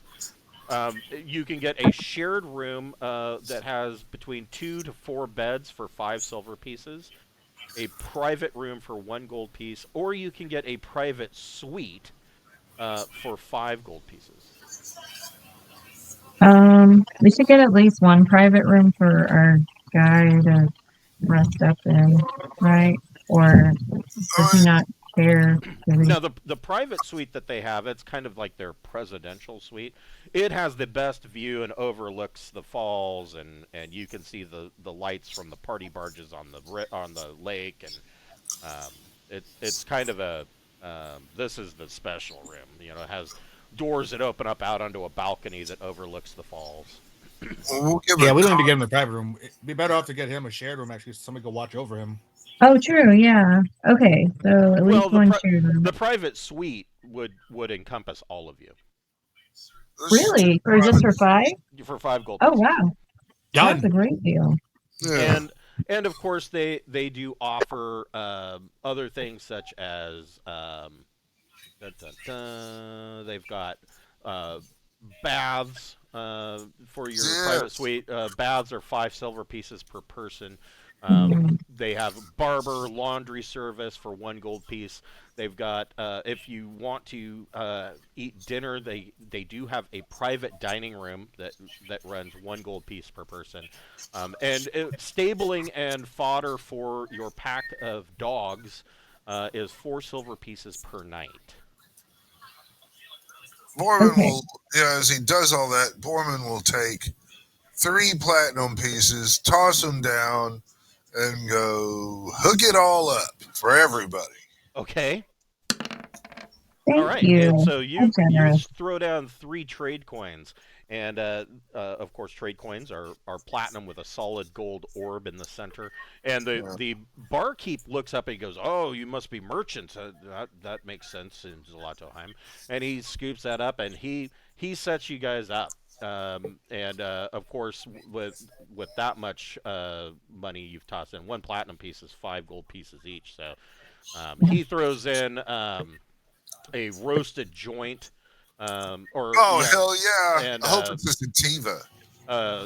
each of you gets your choice of either soup or stew, a wheel of cheese, Fuck yeah. and sets you guys up with each of you with your choice of either a pint of ale, mead, or wine. That's so Yes. nice. Getting Man, that was fucked a up. rough trip. This is gonna feel good. Yeah, we need this. Even Jackson said he was tired of being outside. He was in his sleep, but he said it. I heard it while I was on watch. There are limits to the outdoorsiness. Yeah, the cold rain days and soggy bottom. Yeah, yeah. So yeah, you guys have a good meal by the fire. You have, of course, you know, they also sell Shire smoke in 1 ounce pouches. That is 1 gold piece per pouch. That of Oh course well, is all imported. yeah. Any Malachi takers? will get some smoke because he's gonna smoke.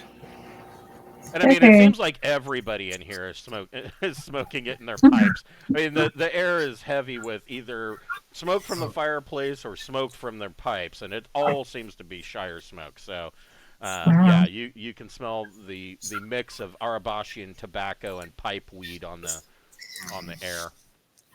Yeah, we need to go trading in the market and stuff.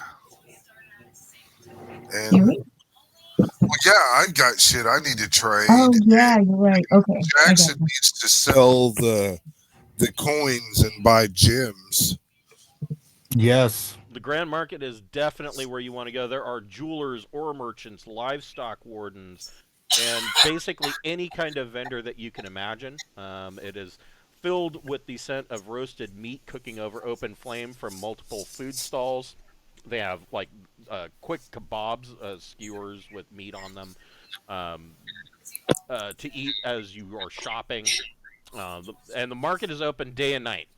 Um, it seems that at night you can hear some of the patrons, the bar waitress that is serving you, a short, plump dwarf woman, comes over and she tells you she makes polite conversation. Is it your first time to Zolotoheim? And and she tells you that the crowds in the market seem to lessen a little bit in the evening. She says that usually about midday is when it is the most busy, but the stalls are open day and night. Cool.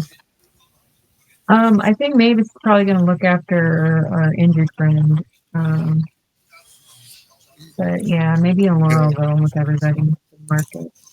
Yeah, I've So got a ton of fucking scrolls to trade.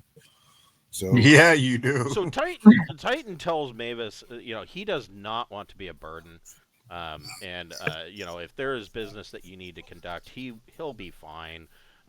He's had a hot bath. He's bundled up and quite comfortable. He feels bad about you having to stay behind. Oh, well, I okay. mean, he's gonna have a year of servitude because of this. He might as well get the best of it. He's now indentured.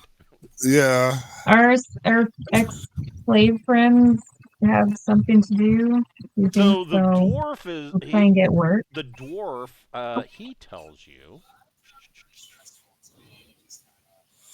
Hold on here. So he tells you that he is going to head home, and he actually lives in the Koitianta quarter over here at number 9. It is the lower to middle class homes and apartments. Mm. Basically, the bulk of the working classes live in this quarter. Um, which is you pass through right outside, and he wanted to make sure that you got to the inn comfortably. There are, of course, in this area as well. There are shops, taverns, and restaurants. It's no the name in Handelm Common is just the Common Quarter in quotes. The average citizens live in the Koitianta Quarter. The housing can run the gamut of middle class to lower class tenements.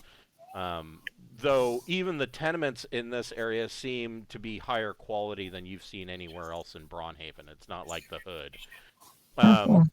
there are numerous small markets, shops, taverns tucked in between and beneath tenement buildings. Some of the most he does tell you that if you want true authentic dwarven cuisine, that's the place to go because most of those places, that's what they cater to. So you're talking about red meat right off the bone, dark ales, um, you know, very few Yeah. vegetables. Very few vegetables. But yeah, So they're taking care of it if someone to go. That's good. yeah. Yeah. The other. So you only had one other slave with you because the other two got staked to the ground by spears. Mm. The other slave, he's human, and so if it's all the same to you, he will stick around, and he's just a normal human, but he is offering to stick around, and he has nothing. He has no money. He has no prospects, and he is willing to work for you as a retainer. Oh, well, he can hang out with our friend while he recovers then. That's cool. I don't Yeah. mind. At I could least pay him something for that. at least that is his proposition. He says not having anything. He suggests you know the lowest. He'd work for the lowest wage of 2 silver pieces per day.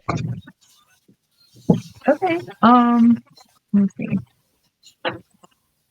Let's Yeah. get first. Give him a month's wages now, and Yeah, and then yeah, he'll be set for he'll a be while. dead before that is all used up.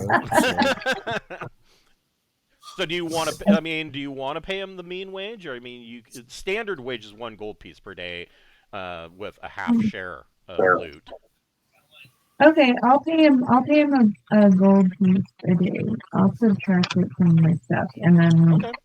we'll find a use for him at the castle or something. And it'll be all right.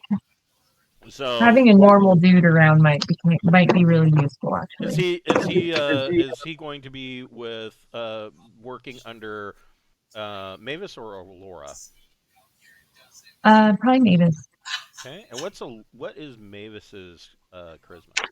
Oh God, not good. 5. Maybe a lore should. Yeah, if you do it with a Laura, Well, he's desperate. Shouldn't he work for anyone? true.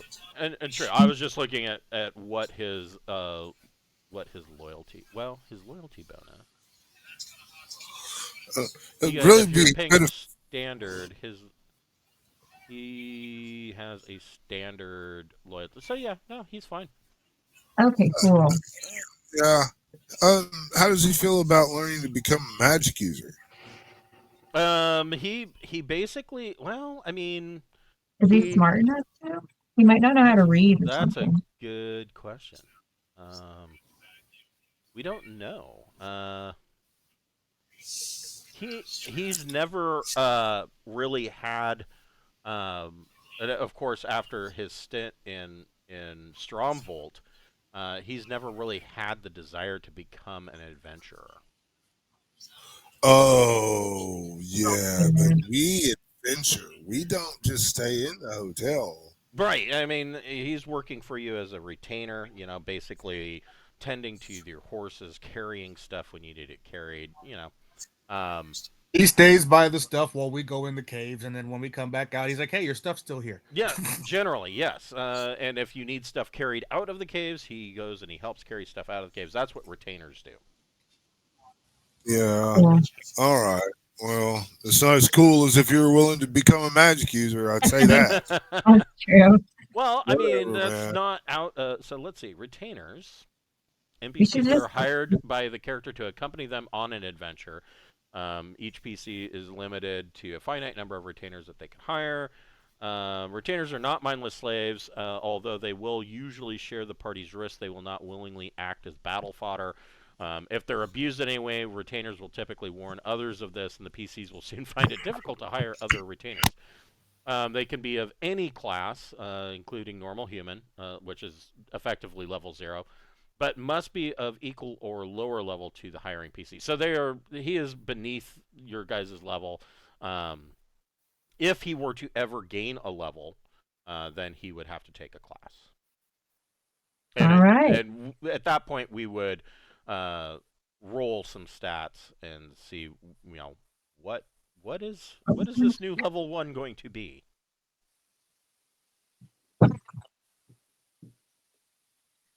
So he's like a level 0 character right now. Correct. Yeah, we'll just leave an open invitation in case he like gets over being traumatized, I guess. That's So yeah, the basically. the dwarf, he's heading home, and he tells you, before leaving, please stop by his.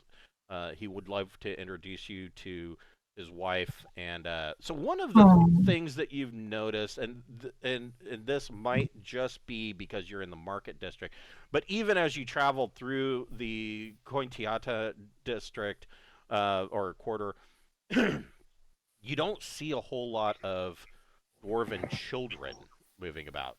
You do see a couple, but not like you would expect. Like for instance, even in the town of Braunhaven, there are a good many kids. Um, you don't see that in Zolotoheim, and the reason for that is that dwarves have a very low fertility rate. So, um, one of the big edicts of the current dwarven kingdom, the king Ston of the Ston Castle, which is number 6. Their big edict is that they want dwarves to go out, start a family, create a clan of your own, and at least try to have kids because dwarves are a declining population due to low fertility rate. mm, Generally, this isn't a huge problem because dwarves live for so long. I mean, their average lifespan is like what 175 years, something like that. yeah. Um, Well, I hope that he does that, I guess. I'd like to visit his family though, before we go because that's really cool. We saved somebody. so, what are you wanting to sell at the market? Um, I have a couple of illusionist spell scrolls, first level chromatic orb and hypnotism. Okay, Uh, I have a second level wait, magic using hold on, spells. hold on, Okay. just a second. So, what's that first spell scroll? Chromatic Orb, Illusionist, first level. Okay. What's your another one? Hypnotism, first level, Illusionist spell. So both of those are illusion, right? Yes.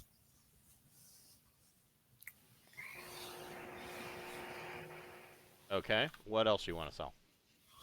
Okay. Should I take this off my list? Not yet. We're gonna figure out. We're going to Okay. jockey All right. what they are willing to give you for it. Let's see here. Second level magic user spell of locate object and detect invisibility. Those are both magic user second level spells. These are also scrolls. Yes. So what's the first one? A locate object. Okay. And what level? Second. And detect invisibility is also a scroll magic user at second level.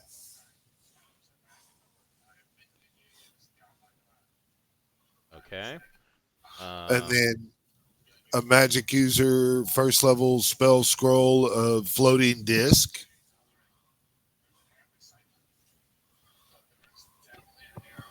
And a first level magic user spell of read languages. And a third level magic user spell scroll of lightning bolt. Ooh. And a fifth level magic user spell scroll of wizard eye. And a sixth level magic user spell scroll of invisible stalker. Hold on. So Wizard Eye was third level. Fifth. Fifth. Okay. And what was And the one after Wizard Eye? a sixth level magic user spell scroll of invisible stalker.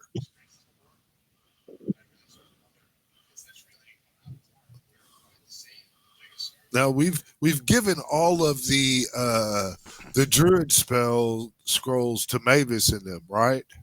I believe so. Yeah. Yeah. So you've got the Wall of Thorns, and I don't think I have Wallthorn. okay, that's a fifth level druid scroll. Yeah. And then I have the first level Well, Mavis druid. is a cleric, though, not a druid. Well, I was writing it on a lore sheet, right? Or can she do it? She's a wit. I don't know if that. Let me take a look. It says Someday Jackson will be able to. someday. Let's see.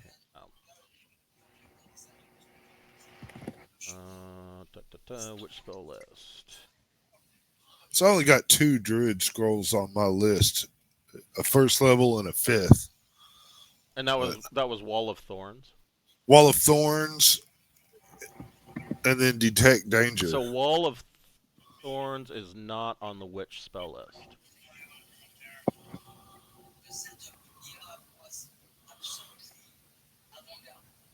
Well, never mind. Let me give me just a second. Let me double check what it says about scrolls. It says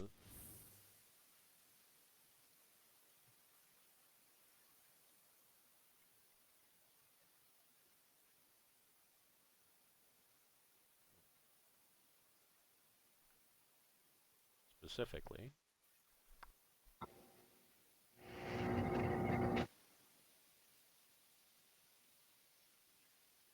Perhaps I'm looking in the wrong book.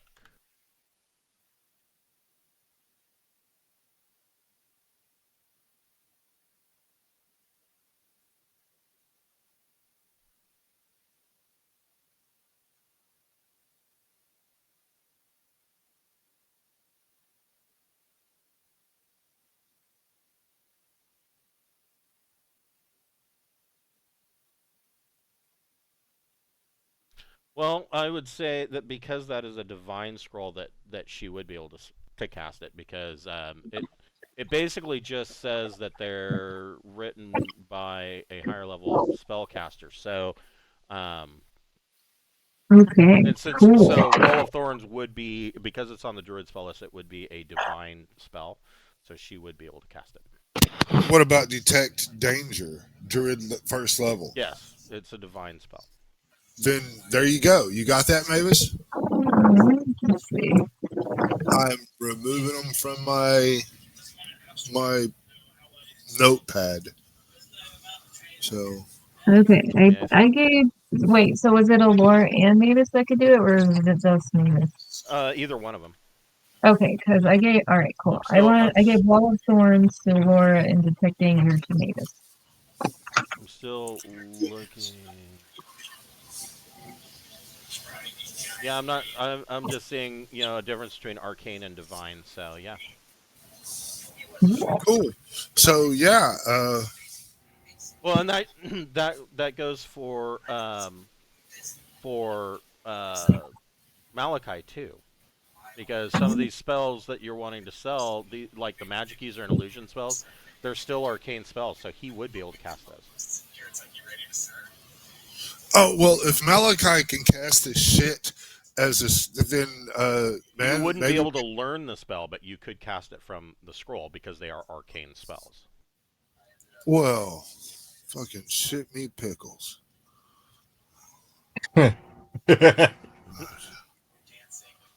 Well, okay, then maybe I don't want to sell them anymore. Right? Yeah. Yeah, because if I could use them, I mean that puts a different spin on things. Right. But I mean, it So is potentially. Let's see here. So, just to create those, yeah, I know there's several thousand gold pieces 500 worth. gold per level.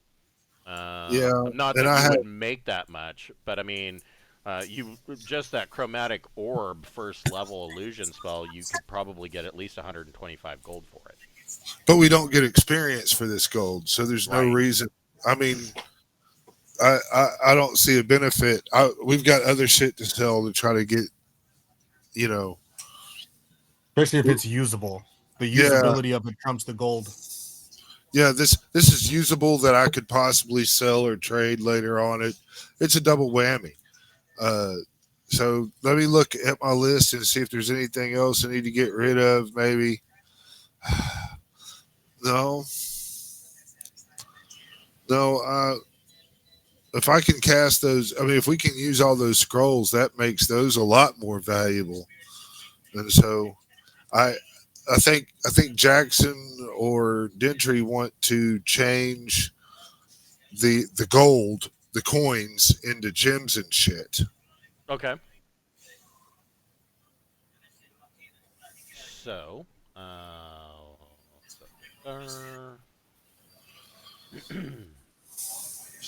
We should buy some health potions after we get done with the Yeah, challenge. Because we're like out. we need to buy a shit ton of health potions, evidently. so before do you want to do that first before we start converting? Yeah, spend, Then make, before we convert, yeah. yeah. Okay. So yeah, we need to know what kind of health potion.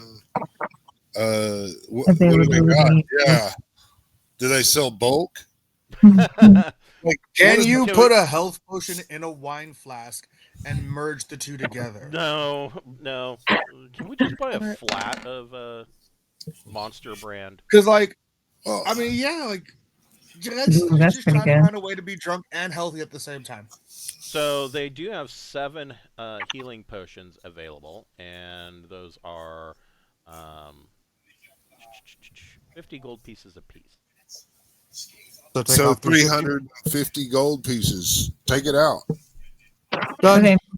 I'm gonna divide those amongst these two. Cool. God, you got a potion of speed. Let's see. Or a potion of accuracy. I mean, that potion of speed gives you like 2 attacks and shit. Yeah, they do We not have a have potion. one. They do not have a potion of speed. I have one. Well, Does they- Gorman want to take it off my hands? Oh yeah, I'll hold on to that potion of speed. Those things are fun. We got one. Oh, I'll erase it off of a lure sheet, and it's yours to do with as you please. I'm going to drink it at some point in time. That's I was gonna say right now. Now I can Um, sell Yeah. things twice as fast. I think Gentry might enjoy the potion of giant strength that I have kicking around in the bag too. If you Yeah, want I to take that would. off. Hell yeah, shit.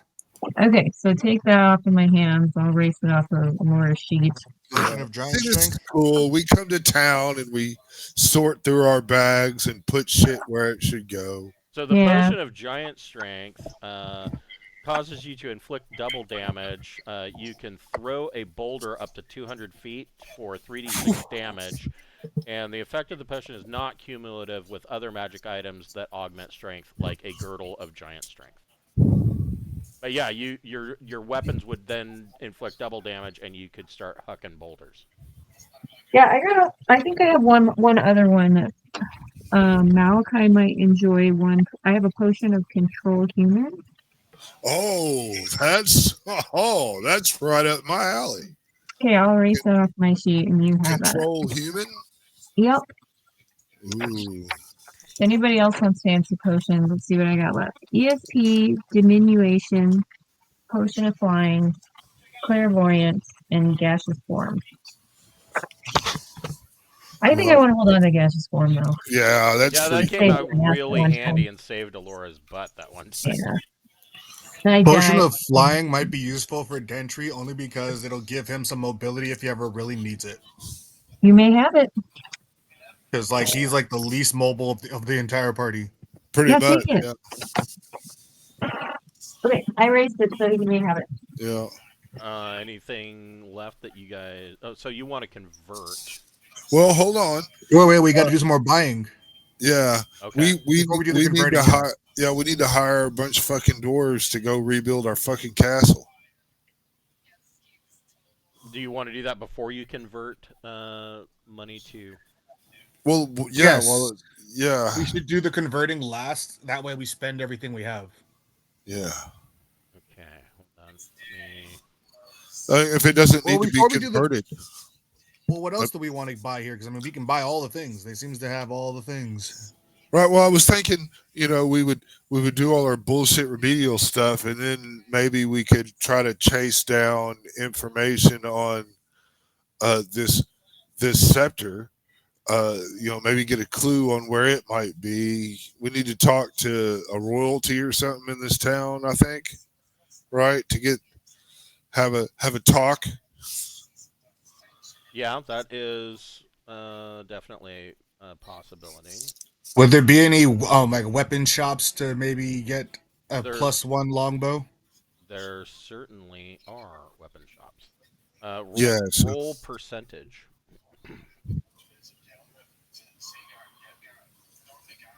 Huh. So we can ask and get a roll, huh?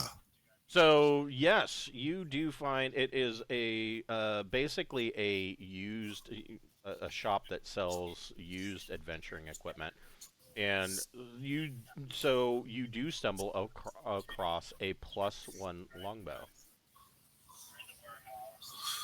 That would give Jackson some actual ranged threat ability, maybe. Yeah. How much is said longbow? Or do they have? Well, since I'm here and I'm looking, what other ranged options do they have? They also have a +1 short bow for sale, and I will tell you how much they want. What's the difference between a longbow and a short bow again? Mostly About range. 6 inches. Yeah. So yeah, the short bow has a max range of 150 feet. The longbow has a max range of 210. Both are considered two-handed. Okay. But hold on here. Yeah. Borman is definitely gonna make you look for stuff. So just tell me when it's my turn. Will do. Hold on here. From magic items. Magic item hunting. I mean, being a ranger, I kind of got to spend gold, otherwise I can't hold gold. Yeah. Well, you've got the bag of holding, but until it's actually divided up, it's not your gold. Exactly. So I have to spend my own gold because I can't. I'm unlike you guys who can like accumulate wealth. My ranger's like I can hold what I can hold. Yeah, that's just a. So that +1 longbow, Mhm. you're talking about the starting price on it is 15,000 gold. 15,000. Yes. Nope, can't afford it. Well, now hold on, Yeah, that's what I was gonna say. Like, we can probably sell some stuff and now hold on. You know, sort of If uh, somebody else wants maybe to buy it what? for me, Well, hold sure. on. My ranger can't afford it on his own. Perhaps trading a +2 mace for this longbow would be more along their alley. Mhm. You could haggle for that. Sure is. I'm asking a Laura to haggle for me. All right, I'll do it. Hold on, my haggling. There we go. So you can roll 2d6, and you can add your charisma modifier to that roll.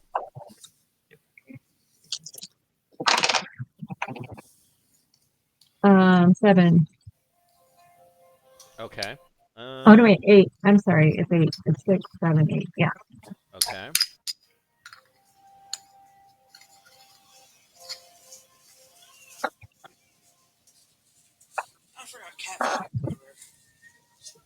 So if you want to trade the +1 mace, Two. Plus two. +2 mace. +2 mace.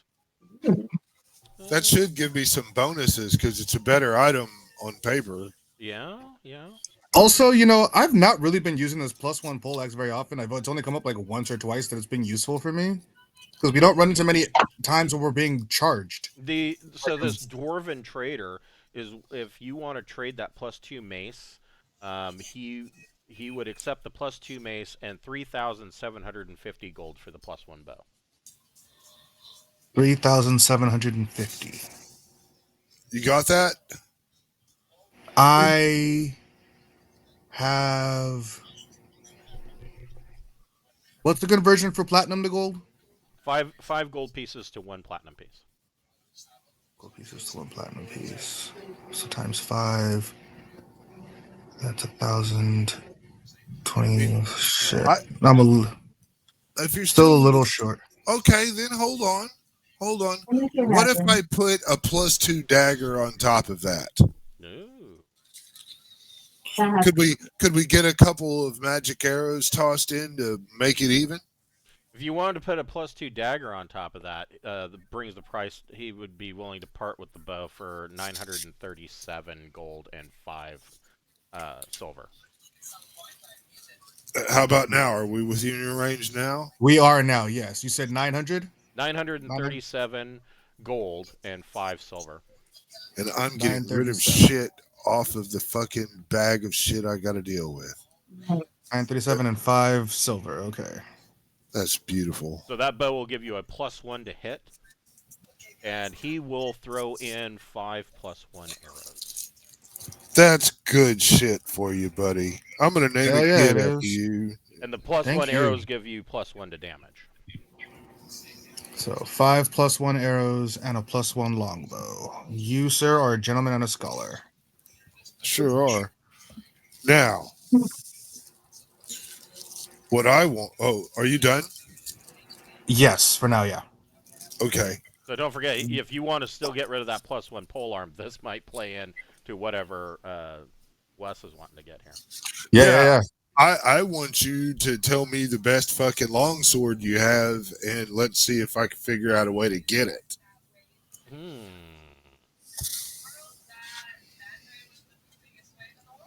That is a very good question. Could really use a really nice longsword. Roll percentage. Okay.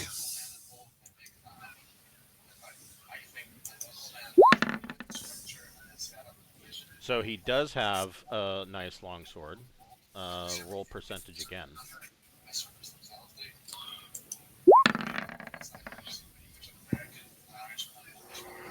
Same thing Another twice. 22. Okay. What are the odds of that? He does Yeah. have a +1 longsword. It is also the +1 longsword is selling for 12,000 gold. Yeah, that's not good enough for my standards. Thank you. Okay. Yeah. If it's not +2 or better and have all kinds of quirky magical ding dings, then yeah, it's just a waste Agreed. of time. If Yeah. you wanted to sell that +1 pole arm, he'd be willing to purchase it for 5,000 gold. 5,000 gold, you say? There's no way that like the sling got enchanted, is there? Because that's like the only ranged thing that Mia's can use. You want to you're looking for a +1 sling. Yeah. I don't know if anyone would bother, but maybe. Roll percentage. There's a possibility. Okay. There are Let's see what dwarven happens. clerics. No, he doesn't have a +1 sling. Okay. I tried. Okay. Bag of holding? You want to sell a bag of holding? No. Does he have bags of holding? No. Here's my percentage. No, he does not. Oh. Okay. Does he generally is there another place I should go to ask for bags of holding, or is that just Well, I'm assuming that the market stalls are all around this area here. I mean, searching around the market, you don't find there's nobody that has a bag of holding for sale. okay? So it's off the table then. All right, then yeah. Any fun potions to be bought? Roll percentage. Damn you, mouse! I say click. Damn. No, not any more than what you've already seen from the from the apothecary. Just your basic stuff, huh? Yeah. Ooh, is there a Rangers Guild? No, not in Zolotoheim. How dare they? Dwarves don't tend to be rangers. All right. But I'll be chopping. I think that's all I could think of. I mean, everything. Then I guess we gotta convert and we push on. Or no, we're going to hire guys and we convert right before we leave. Okay. What can one buy? Because I bet we spend all that gold hiring dwarves to go start rebuilding our castle. So, yeah. So if you want to hire, so basically these aren't the same as retainers. These are like crafts people. These guys. We're hiring them to do a job. We're not hiring them on as employees. Right. And they have to be they're kind of specialists. Here we go. Specialists. Alchemist, animal trainer, armor, blacksmith, engineer. Basically, you're hiring engineers. So engineers are going to cost you 750 gold pieces per month to hire. So, how many can we hire with the gold that Jackson has on hand? I don't know how much. Like how much gold? I knew that was coming. So there's 750 gold per month, and of course they're going to have to travel from Zolotoheim to Castle Braun to begin their work. So we have probably 12,000 close to a month worth of travel time. So if we have 12,000, if we gave 10,000 to a guild master, would that be enough to get some labor forces, some engineers, and some gatherers and providers, and get a sizable team headed to Braunhaven and rebuilding and cleaning up? So 12,000, you could hire one specialist for 16 months. Or how do you want to divide that up? How many of or 16 specialists for 1 month? Right. Yeah. How many specialists are you looking to hire if you got 12,000 to spend? Right. Well, you can get maybe like 4 specialists, and then 10, 10 laborers Um, to help them.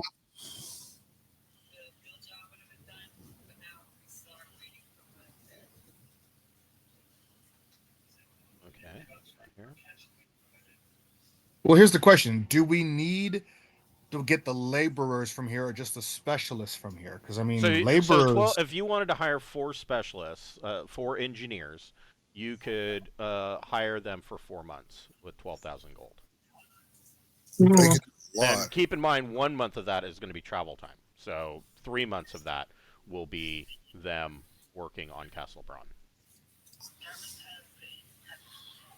We get Oh, 4 specialists for 4 months, yeah. and then we can just have regular laborers doing the work. Well, they'll be doing work too, I guess. I mean, but Right. yeah. So, well, that covers our expensive, hard to find experts that we were lacking before. Right. For 4 months. Well, yeah, but I think there's more to keep them around longer later too, which is yeah, a we can good. extend I that. mean, And four all, engineers working on. I would imagine that 4 engineers working on Castle Braun in 3 months are going to get quite a bit done because if you look at historically, engineers that were building a castle, they had one. That's true. Yeah. all right. Yeah. So yeah, I think that's good. We'll see what the progress is. I mean, all I'm trying to do is spend the money that we keep collecting on something, Right. and at a big castle with Yeah. getting it rebuilt is the first step. So it says To engineers plan and oversee large construction projects such as building strongholds. See page 118. 1 engineer is needed per 100,000 gold piece cost of the project. Uh, Humans usually handle overground structures, while dwarves may be hired for underground construction. So these 3 engineers are going to be working on underground, the sub basement and the vault underground, and then probably building up the foundation of the castle itself. But I would okay, imagine in Zolotoheim, I mean, like I said, there's not just dwarves here. There are. This is a trade hub. You could hire, well, you could hire human engineers as well. then let's do that. Let's get humans to do the top side and dwarves to reinforce the bottom and all that, and get it all up and going. So Right? let's see. What are we looking at? Stronghold construction.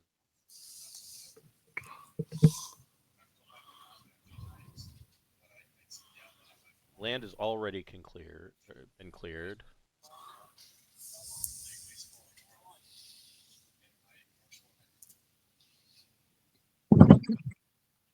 This falls under more of a repair than a build. So yeah, it's more of a repair. I would say that you're probably looking at. I mean, Castle Braun has been ruins for some time. You're probably looking at an additional 200,000 gold pieces worth of cost to construct, to do the repair work as far as materials go. Okay, I'm gonna start doing the math on all these fucking gems and shit and see how much I can come up with. That's And I what. mean, since these guys are going to be traveling for a month to get back to Castle Braun, if you want, you can draw funds from your stash as well, because that would Yeah. be assumed that you would be paying them as they arrived.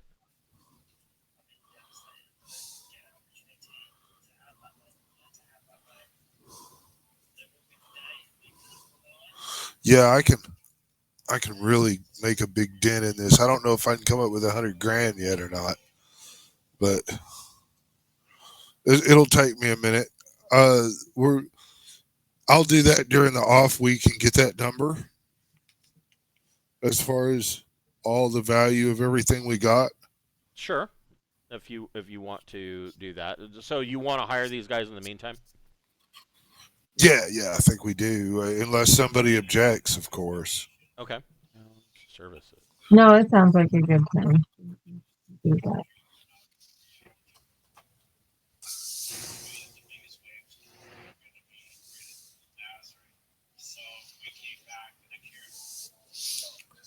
But I mean, I might not have 100,000 gold pieces in everything yet. But I mean, I've got a big whop of that. I just there's so many little things to add up, you know. Right.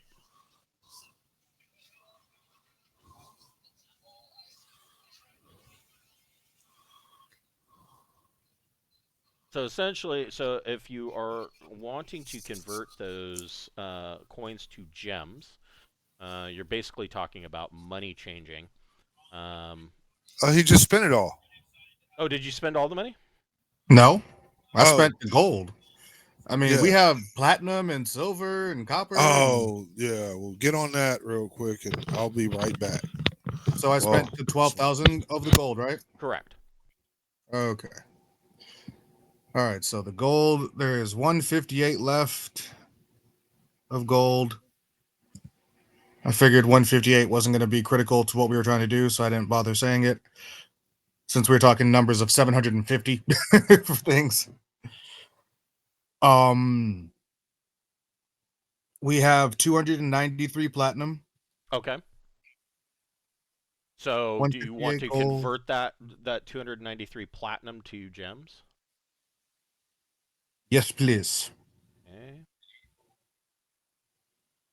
All right. So you get what what denomination value of gems did you want? So, and the reason I asked that is because that equals out to 1,465 gold pieces. So your options for gems are you can get them in 10, 50, 100, 500, or 1,000 gold piece size gems. I mean, the bigger the gem, the better, right? The less weight, right? Yeah. That's the benefit of gems is that they are a lot of money in a compact size. All right. Well, I mean, the biggest options available. Start with the what's biggest, So if I can get it. so you'd get one 1,000 gold piece gem, Okay. and then you have 465 gold pieces left. The you Does could that get count the 158 gold pieces that I have? no, but I could add that. Let's see here. Sure. So you had another 158. Yeah, another 158 gold. I also have a bunch of electrum that I could probably turn into gold for the purposes of conversion. Let's do this part first. So, Okay. 600. That means 623 left. You could get one 500 gold piece gem, Okay. One 500 gold piece gem. and you could get one 100 gold piece gem, One 100 gold piece gem. Okay. and two 10 gold piece gems, Two 10 gold piece gems. Okay. and then that leaves you with 3 gold left over. Three gold. Okay. So all the platinum's gone. And then how much electrum do you have? 1,624. Okay, let me do. Wes, are you keeping gems or am I keeping gems? um, well, if you could cut and paste them all into the party chat when you get all your gems, I'll add them on my list. Okay. Is that Uh, fair? Because Yeah, I, sure. I I've missed a lot of shit that y'all were saying. No worries. I was just wondering if you wanted me to start keeping gems or if you wanted to do gems. Oh no, I've been doing them. I have a long list of gems. Okay, That cool. Then is, when we're done, so I've how much electrum do you have? 1,624. So that equals out to 812 gold pieces, which means you can get one 500 gold piece gem, Okay. I'll add that one. three 100 gold piece gems, and that will leave you with 12 gold left over. 12 gold. Okay. Times that to 15. Okay. And the electrum is gone. 379 silver. Okay.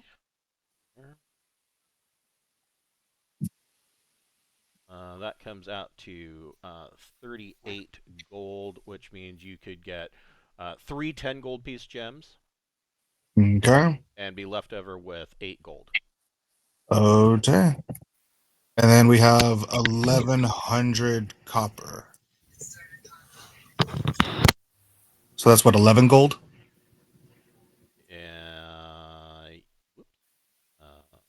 Yes. So you could get one other 10 gold piece gem, and Okay. have 1 gold piece left over. Okay. One more 10 piece. Got it. All right. So we got ourselves a good little bit of gems here. Hell yeah. Yeah, it just And, reduced your weight by a shit ton too. well, Yeah, dude. let's hold that thought because I have a treasure map level 8 for the Zolotoheim. There's a treasure map to Zolotoheim itself, right? Yeah, Okay. and it's 8 Okay,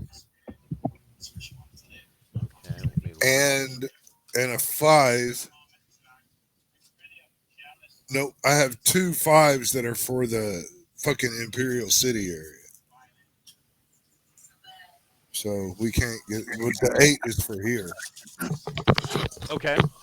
So we'll save the treasure map for next time. I'll come up with a map just for that. Okay. Is there anything else you want to sell or convert? I mean, I feel like it might be worth it for Jackson to convert some of his stuff so that he can actually carry wealth. Because Jackson can only hold what he can carry. Right. Yeah. Those are the gems right there, by the way. Okay. Oh, 1K gem, 2 5. Okay. Yep. Thank you. I was like, if you had, I was like, I figured if you had questions, you'd ask. So I was like, I think you'll get this. Yeah, I did. And I've got a nice little open space right there where I've deleted shit. Look at that. It's done. I have it. Okay. How much do gems weigh comparatively? Like one gem is 1 gold worth of weight? Yeah, they generally weigh about 1 coin. Okay, cool. Then can I get 3? That 1,000 gold piece gem might weigh 3 coins. Okay. But like basically it's about the same. I have an ornate hammer that I need a value for. An ornate hammer. Yep. Is there anything special about that hammer? It's not magical. It's an ornate hammer. It's been since we've left Castle Braunhaven. Okay. You gave Yeah, it to me in treasure, I and forgot it all had. about it. Yep. I don't know where the fuck it came from, but I've got an ornate hammer. Yeah. You can. Whoever wants to haggle can go ahead and roll a 2d6 plus their charisma score, or plus their. We know who that is. We know who our haggler We is. know the haggle. The haggler. That's what we should give as her title. Is it Yes. Alora? Laura the haggler. Okay, so Alora the haggler. let's see.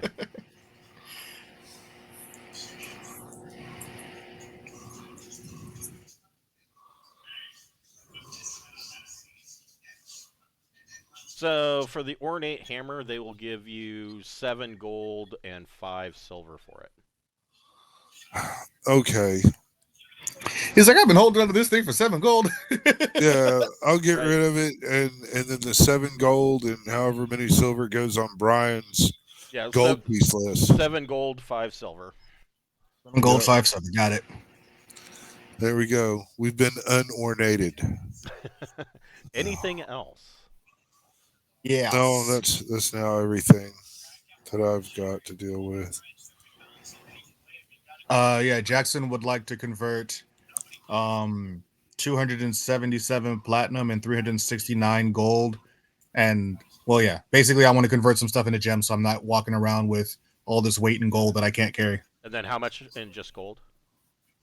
369 in gold, Gotcha. 277 in platinum, and 769 in electrum. Let's do the gold and platinum first. Okay, cool. You are looking at. You can get. Whoops, that's wrong. You can get 1,000 gold piece gem.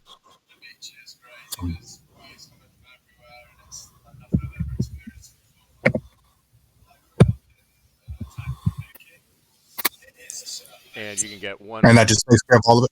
Oh, You can sorry, get guys. one 500 gold piece gem.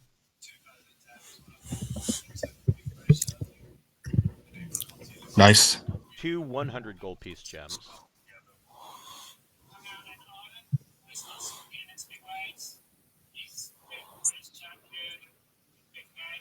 And 150 gold piece gem.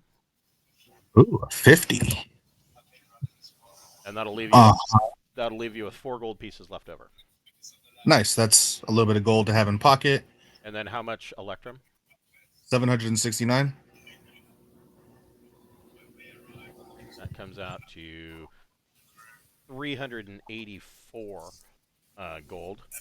So you can get 3 100 gold piece gems. Cool. Oops.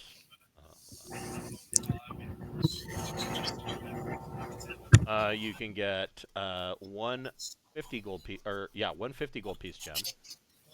Boo. And you can get 3 10 gold piece gems.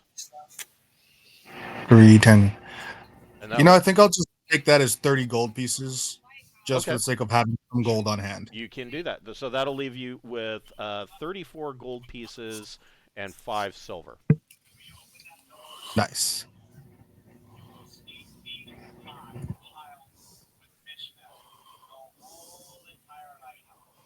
Cool, that works. I have a little bit of spendable cash, a little bit of like, and then some gems for like if I ever need a big purchase again, I can do this. Right. Is there anything that Mavis and Allura want to sell or convert? Nope, I left all that shit to the boys in the party. Thankfully. Okay. Okay. I've been sewing this whole time. All right. So you've purchased your engineers and set them to task. You have converted your gold and sold everything else.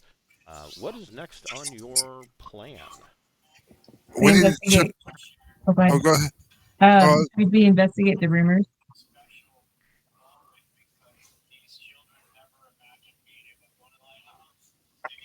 The rumor? About the key thing to get Oh, into. yes. Yeah, I So thought there was. the most likelihood of finding information about that there's a couple of places. So if you are asking around the market of where you are, how are you wanting how are you wanting to go about? Are you wanting to ask around dwarves that live in the area, where you should go about this, or Yeah, like, is there anywhere that sells information? the you are here kiosk? So Well, I mean, there was some guy, one of the dude's crew, Tassadella's crew, came here and stayed here for a long time, and he's supposed to be a big deal. So Okay.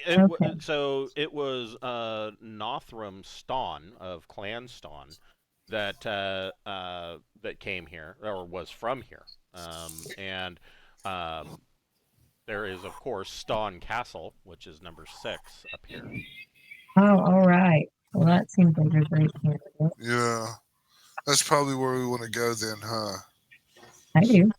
So you approach this castle, and of course it is made of the castle itself is constructed of granite and with electrum filigreed walls, and there are the shapes of electrum hammers etched into the side of the walls. Um, the keep and towers are 60 feet tall, with the central keep being the central keep is 60 feet tall, and the towers around it are about 50 feet tall. And there is a 20-foot tall portcullis that leads into the keep. And during the day, of course, this is the next day, probably about midday. The portcullis is open, and this is the ultimate site of governance of the city of Zolotoheim. Um, there are a number of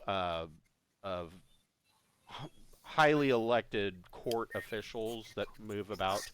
Um, Unlike other fortresses, the portcullis to Ston Castle actually leads directly into the keep, and there are guards at the portcullis, and they immediately, of course, as you approach, they cross their battle axes in front of the gates and want to know what business you have at the keep.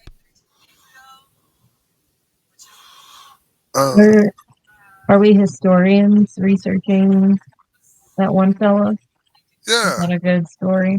So yeah. the guards say that we're sorry. The castle is closed to visitors. Entrance to the castle is by invite only.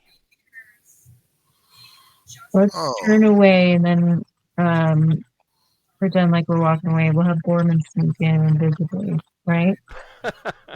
sure. I can do that.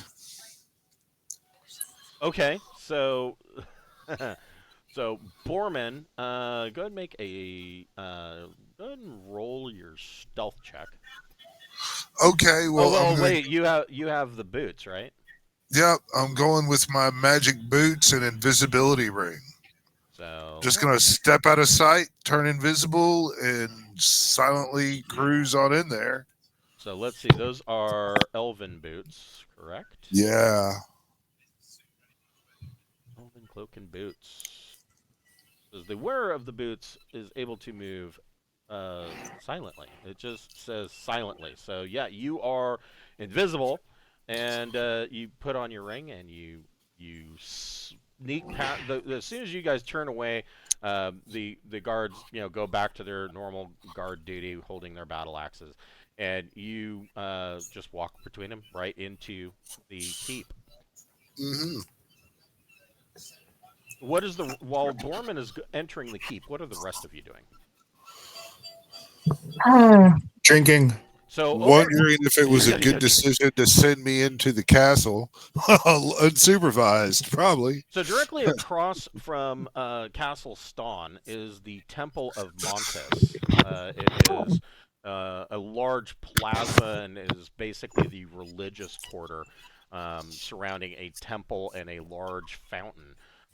The temple itself is made of red-veined marble, and there is in the center of this plaza where the fountain is, there is a statue of Montes the Mountain Father that stands 15 feet tall. And you can see moving about across the street from Castlestone, you can see that there are a number of dwarven clerics moving about. That they are actually many of them are aiding the sick, and not all of the sick are actually dwarves. A lot of these are outsiders. They're travelers. A lot of them seem to be they're ill with a racking cough. In fact, all of you. Everybody roll a d6. All characters roll a d6. Even Borman. Even Borman. So Dentry and Jackson are fine. And Borman and Malachi are fine. I got a 6 for both of mine. You're Okay. fine too. Oh, okay, cool. Oh, I'm sorry. Dentry and Jackson are not fine. So Dentry and Jackson have both developed a racking cough. This will, and I mean, when I say a racking cough, it is really bad. You are at -1 penalty to all checks. And Mavis notices that this seems to be getting worse with time.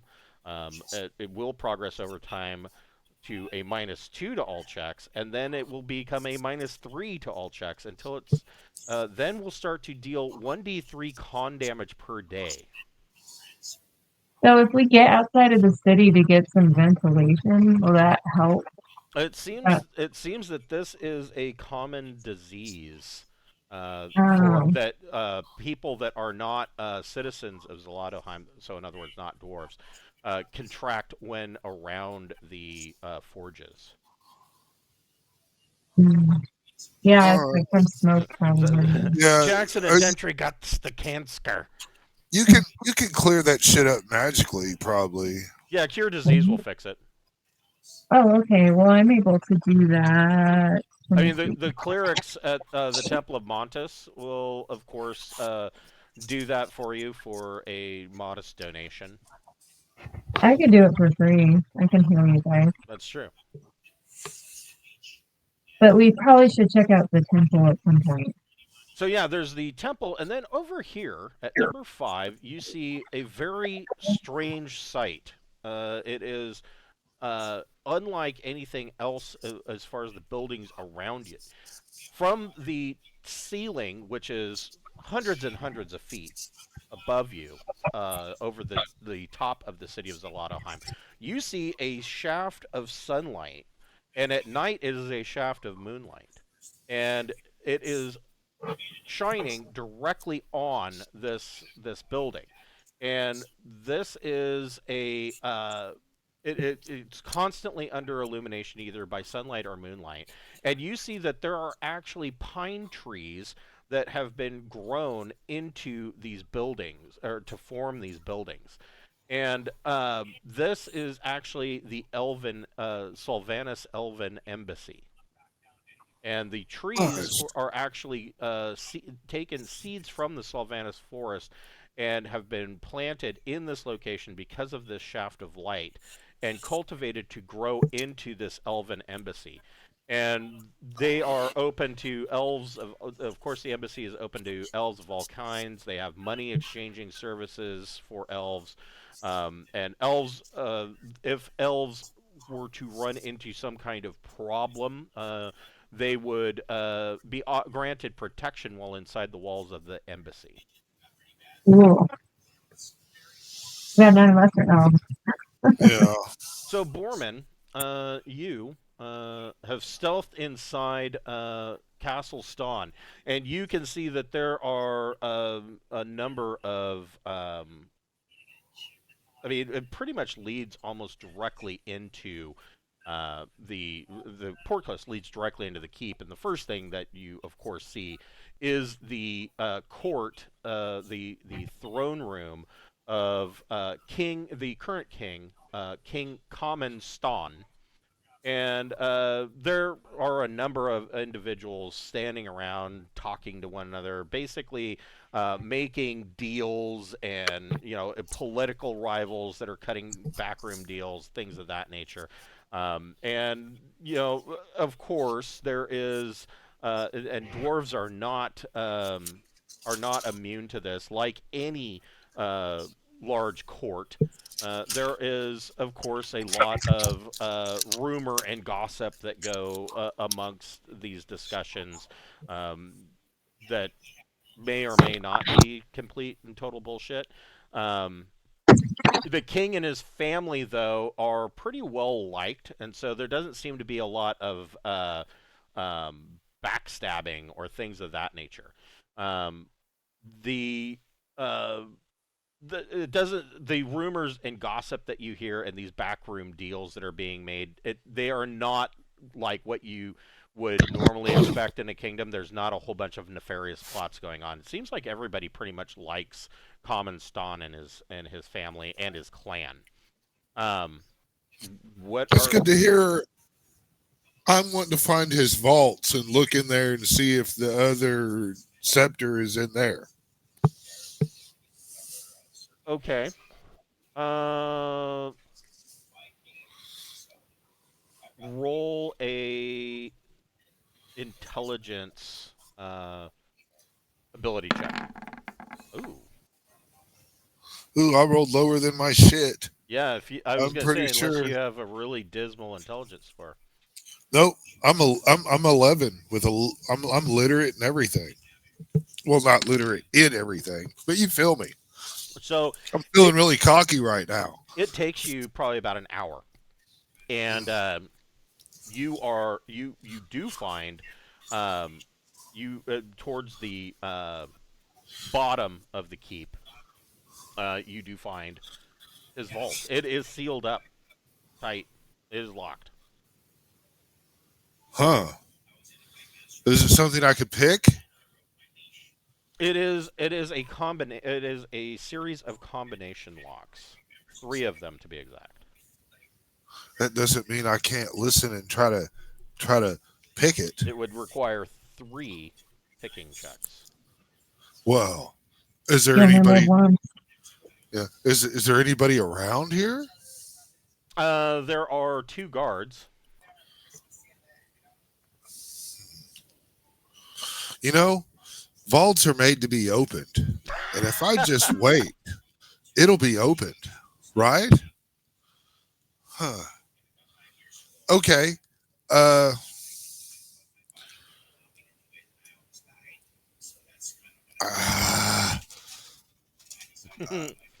Also, the other thing in your journey down into the vaults, you did pass what appears to be a large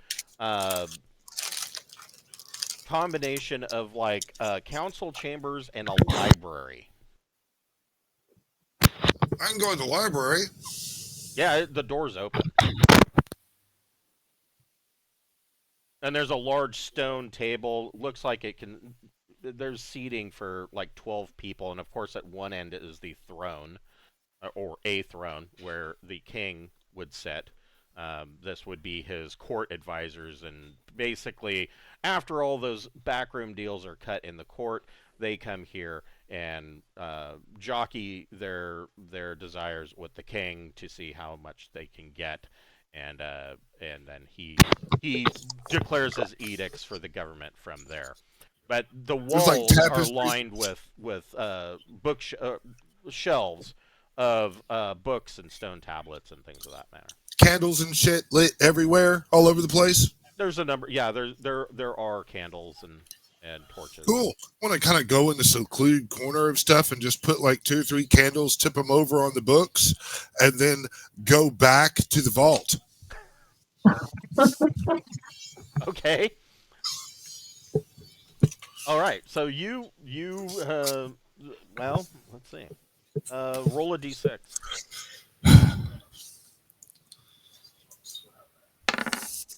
Okay. So yeah, you purposely tip these candles over and you light some of these books on fire. There is a hue and cry that goes out as somebody passes by, and you slip out and make your way down to the vault. The 2 guards that were down by the vault doors make their way back up to see what is going on. I want to pick the lock on the vault. Okay, so go ahead and make your 3 lockpick checks. Okay, I'm just going to roll 3d6. Okay, that works. And all 3 hit. Okay, so you listen at the door and you pick the locks and you are able to get the vault door open and you slip inside King Common Stan's treasure vault, and we'll pick up there next week at 12 o'clock on Saturday. Okay. Well, I can guarantee you we will get experience next week. So before we break, we are going to divvy up some experience, and you might think that you didn't get much, but that's not necessarily true. You did get quite a bit. It won't be as much as when I feel the bag of holding in this dude's fucking vault.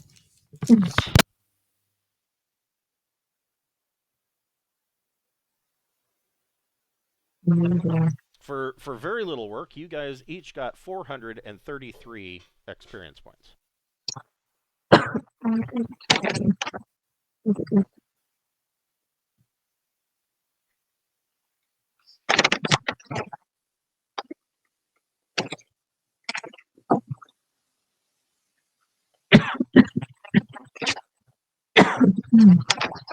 You thought I was going to go look for some books, didn't you?